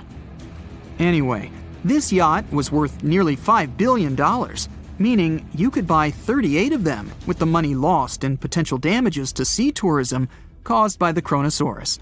I'm sure that the yacht's owner was happy the beast never made an appearance in their luxurious aquarium. So luxurious, in fact, that some people believe the History Supreme, reportedly owned by some business genius from Malaysia, never even existed. Rumor has it that it was simply an elaborate hoax fabricated by the supposed designer. Anyway, I don't think the trouble would just stop there. People could actually be in serious danger, regardless of being near the ocean or not. No, I'm not about to tell you that this thing would grow legs, adapt to living on land, and start picking us off one by one. At least, I hope not. I'm just going to point out the damage that the Kronosaurus would inflict through its devastating impact on sea trade. In America, ocean transit accounts for 76% of national trade. On top of this, more than 100 vital pharmaceutical products originate in the sea. I'll also state the obvious and point out that the ocean is a huge food source for us humans. The presence of the Kronosaurus could have a great impact on our relationship with the ocean, something we usually take for granted. In a frosty Canadian park, hidden deep beneath layers of thick ice, scientists discovered a bizarre skeleton they named the Frozen Dragon. The skeleton had been in the frozen ice for millions of years. It took experts decades to work out the species of this strange fossil. It was identified as a new genus of pterosaur. Pterosaurs were massive flying reptiles with wingspans of over 16 feet. Their heads were 3.5 times the size of their bodies. Pterosaurs lived 76 million years ago when they soared above the dinosaurs. Scientists described them as the biggest, meanest, and most bizarre animals that ever flew. The new genus has been named Cryodragon boreas, which translates to Frozen Dragon of the North Winds. In 2013, a young mountaineer was climbing one of the tallest mountains in Western Europe, Mont Blanc. He noticed a strange metal box poking out of the snow. The mountaineer pried the box open and found that it was filled with precious rubies, emeralds, and sapphires. The climber immediately handed the box to the authorities. It was discovered that the box likely belonged to a passenger on one of 2 flights from India that crashed into the mountain over 50 years ago. The box was valued to be worth over $200,000, and authorities are still searching for the heir to the small box of treasures. In northwest Siberia in 2007, a reindeer herder was on an outing with his sons when he noticed something strange in the ice. The man realized it was a frozen mammoth calf and immediately contacted the local museum. The calf was named Luba and was the best preserved mammoth mummy in the world at the time of its discovery. Luba had been in the ice for 41,800 years and is around 30 to 35 days old. From trunk to tail, the mammoth calf is roughly the same size as a large calf. If you're interested in seeing for yourself, Luba travels to museums all around the world. On the frozen continent of Antarctica, covered in layers of ice and snow, is Mount Erebus, the frozen volcano. The volcano was discovered in the middle of an eruption in 1841 by explorers on an Arctic expedition. The volcano is over 12,000 feet tall and has been active for the last 1.3 million years. Deep within the middle of the volcano is a huge crater filled with large volumes of molten lava. The volcano has occasional explosions, which means it's classified as being in continuing eruption. However, these eruptions are nothing to worry about because they're generally rather small. Back in 1991, two hikers were traveling across the Italian Alps when they stumbled across a body that they presumed to belong to a recently lost hiker. The duo trudged back down the mountain to report their unfortunate findings. Once the remains were recovered, it was clear that the body was not recent at all. Scientists determined that the Iceman was more than 5,000 years old and named him Otzi. The discovery was unlike anything scientists had ever before seen because the body was so well preserved. For years, Otzi was studied by scientists who discovered that our ancestors have a lot more in common with us than we ever knew before. Otzi was covered in ink body art. Research done on the contents of his stomach revealed that his last meal was dry cured meat, similar to the bacon we eat today. Otzi has at least 19 relatives living today, somewhere in Central Europe. Scientists were researching ancient squirrel burrows in Siberia when they came across something interesting. One of the squirrels had hidden away precious seeds deep beneath the ground. The seeds had been encased in ice for 32,000 years. The seeds were for the flower Silene stenophilia, which had long since gone extinct. Amazingly, scientists were able to recover plant tissue from inside the seeds and grow an entire crop of flowers. They've since reintroduced the previously extinct flower to natural habitats all across the world. In 1930, a team of Norwegian scientists sailed around the Arctic Ocean, conducting research on the seas and glaciers. They reached White Island, a dangerous and icy land no human had set foot on before, or so they thought. The scientists were shocked to discover the tip of a small boat sticking out of the snow. Frozen inside the boat, they found scientific equipment and various personal items, including a jacket monogrammed S.A. Undre. They had discovered the wreck of the famous Undre Arctic balloon expedition.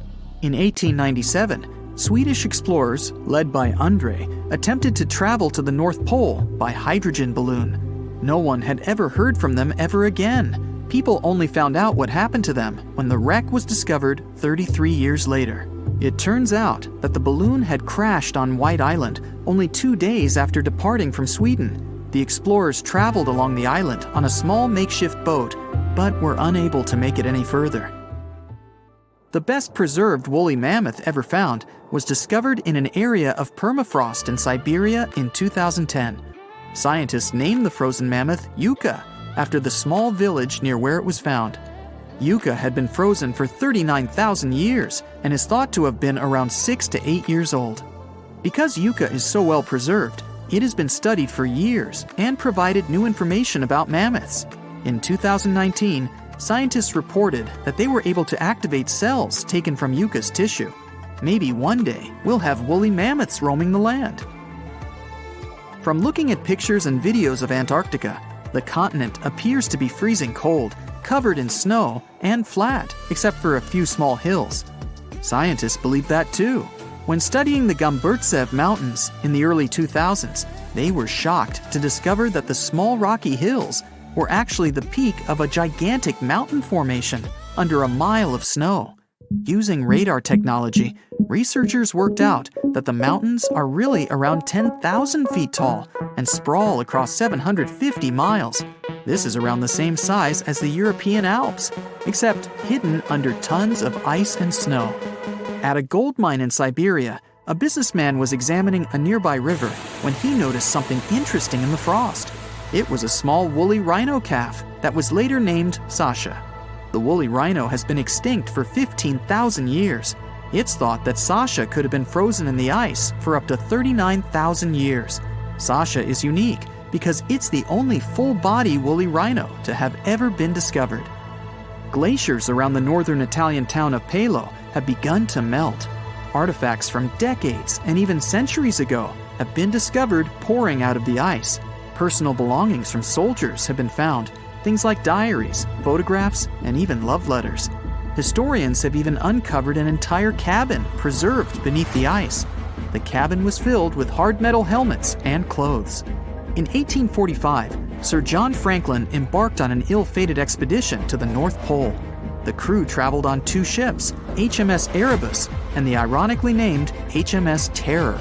The expedition met with disaster, and both ships were lost to the icy waters.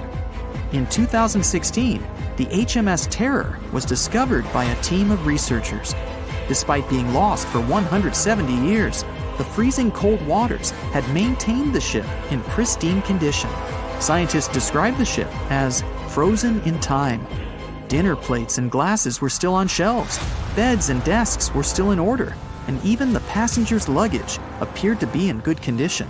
The HMS Erebus was also discovered nearby, but due to changing water conditions, the ship wasn't in great shape. The glacial ice surrounding a mountain passageway in Norway that was notoriously used by the Vikings has revealed hundreds of ancient artifacts. One of these artifacts was a giant unopened wooden box that was welded together. Researchers were beside themselves with anticipation, waiting to open this box. They believed it would be filled with Viking treasures or artifacts that would give us an insight into ancient society. When they opened the box, all that was inside was a plain old beeswax candle. It turns out that this box wasn't actually as old as they thought it was. By analyzing the candle, they discovered that the box dates back to the 17th century. The age of the Vikings had ended by the 11th century. It's likely that the candle box belonged to a farmer who was shipping it from his summer farm to his winter farm to light up the long nights. How heavy is the largest living snake? How can a snake eat a whale? Get ready, I'm about to answer these questions. Before the last ice age, giant mammals like mammoths ruled the world. The modern animal kingdom we're familiar with was shaped around 55 million years ago. I mean, there were still 1,000-pound bear dogs living from Asia to America. But modern whales, for instance, began to appear later. I'm saying modern whales because, surprise, surprise, whales weren't always fully aquatic. The ancestors of the ocean's biggest animals once walked on dry land. They had 4 legs and lived on the coast. Now, I want to introduce you to a snake that used to eat these whales, the Paleophis, a genus of a marine snake. Scientists say it's hard to understand how big the Paleophis was due to its fragmentary fossil record. They assumed that it could have reached up to 40 feet long. Its fossils were found in different parts of the world, from England to Morocco and Virginia, USA. The Paleophis is extinct now, and sea snakes today are only about a quarter of the size this majestic creature used to be. So no need to worry about this underwater monster. But there once was an even bigger snake, the Titan boa. It was around 50 feet long and most likely weighed over a ton. It used to live in what is now known as northeastern Colombia around 60 to 58 million years ago. Scientists say that it mostly fed on fish. Another giant animal that lived in the past was the black Gigantopithecus. These primates aren't related to gorillas. They lived in the area of modern China. Some people believe that they're still alive, but so far, no one has laid eyes on them. Some people even go further and say that the stories of Bigfoot or Yeti are based on these animals. This rodent became extinct about 2 million years ago. Its main habitat was South America, more specifically Uruguay. What's astonishing about this species is that it was the largest rodent ever known. It was bigger than a bull. Scientists believe that it weighed up to 1,000 pounds. A distant relative of this rodent is still alive today. It's called the pacarana. It's a rare animal that lives in South America. It weighs up to 33 pounds and measures up to 31 inches, not including its cute and fluffy tail. The Arthropleura was an insect that lived in prehistoric times. Imagine a giant millipede measuring up to 8 feet in length. Here you go. It was one of the largest land animals of its era, about 315 million years ago. The Arthropleura's shell was covered with tough plates. These plates were there to protect the creature from damage. Most of the time, it burrowed into the ground to avoid becoming some other animal's dinner. Meet the megalodon. Millions of years ago, this shark lived in the ocean and ate other marine creatures. It had wide teeth, and its jaws were so powerful that the animal could finish off its prey with the force of its bite. It was one of the largest sharks to ever exist. Yet, this predator also went extinct. Scientists don't really know the reason. This made me wonder why animals were so big in the past. Nowadays, smaller creatures flee or hide from predators. But apparently, it wasn't like this before. Many centuries ago, animals didn't just run or hide, they fought back. Research suggests that this behavior may have been the most important motivation for prey to grow bigger. A study compared the skulls of ancient animals to those of their modern peers. The skulls of predatory animals have become shorter and narrower, while the skulls of the animals they hunted have become longer and broader. This means that predators learned to become experts in hunting, while prey worked on developing their defense skills. You see, a larger body size was a great advantage because it made it harder for predators to take down the animals they hunted. The bottom line, self-defense made prehistoric animals larger. The second reason why ancient animals were larger is related to their bones. They had hollow bones, which are lighter than solid bones. This type of bone allowed large animals to move quickly. Let's take sauropods. They were a dinosaur subgroup. Sauropods had giraffe-like long necks and snake-like long tails. Compared to their body size, their head was really tiny. But since their bones were quite light, they could move around without having to carry additional weight. The eating habits of these animals were also related to their body size. When experts examined the fossils of one extinct mammal species, they found out that these animals had a diet that was high in nutrients and low in fiber. And this mammal was the largest land animal of its period. In other words, following this diet, mammals could grow to be very large. There was plenty of food out there, so they didn't have to worry about finding it. Fun fact, these animals also took chewing out of the picture. They could swallow their food in large pieces instead of taking small bites. Environmental conditions also played an important role in the evolution of larger animals in prehistoric times. Those animals tended to live in warm, moist climates that provided them with a lot of food. They didn't have to compete for food sources. Researchers believe that because of these conditions, natural selection worked in a certain way. I mean, body size was more important than such traits as agility and speed. Oh, and did you know that large animals tend to produce more carbon dioxide? And ultimately, a bigger volume of carbon dioxide increases the amount of vegetation in the animal's habitat. As for the abundance of oxygen in the atmosphere at that time, it could be another vital element for some animals' growth. A good but scary example of an animal that benefited from the high levels of oxygen can be the cockroach of the Paleozoic era. At that time, cockroaches were the size of modern house cats. Now this one would give me the chills if I ever faced it. Ugh. What about today? Well, there are over 3,000 species of snakes on Earth. The smallest snake in the world is the Barbados thread snake. It's only around 4 inches long when fully grown, and the largest one? It's the reticulated python. This snake reaches around 20 feet in length. The longest python was discovered in 1912. It measured 32 feet long. As for the largest and heaviest reticulated python, it was named Medusa. Medusa was approximately 25 feet long and weighed 350 pounds. These reptiles lived in Southeast Asia in rainforests, woodlands, and grasslands. Don't be confused though, the reticulated python isn't the heaviest snake in the world. This title belongs to the green anaconda. It weighs approximately 500 pounds. Green anacondas are found in South America and Trinidad in damp, humid areas. I have a bonus for you. Here is a flying snake. You can find these snakes in Southeast Asia. They don't fly like birds, of course, but they do use the power of flight. They can go as high as 300 feet. They leap from tree branches into the air. Once they take off, it's all about aerodynamics. Their main technique is flaring their ribs and pulling in their abdomens. While airborne, they undulate from one side to another and slightly up and down. This motion helps snakes to turn and glide. Why bother with all this if they can just crawl in an old-school way?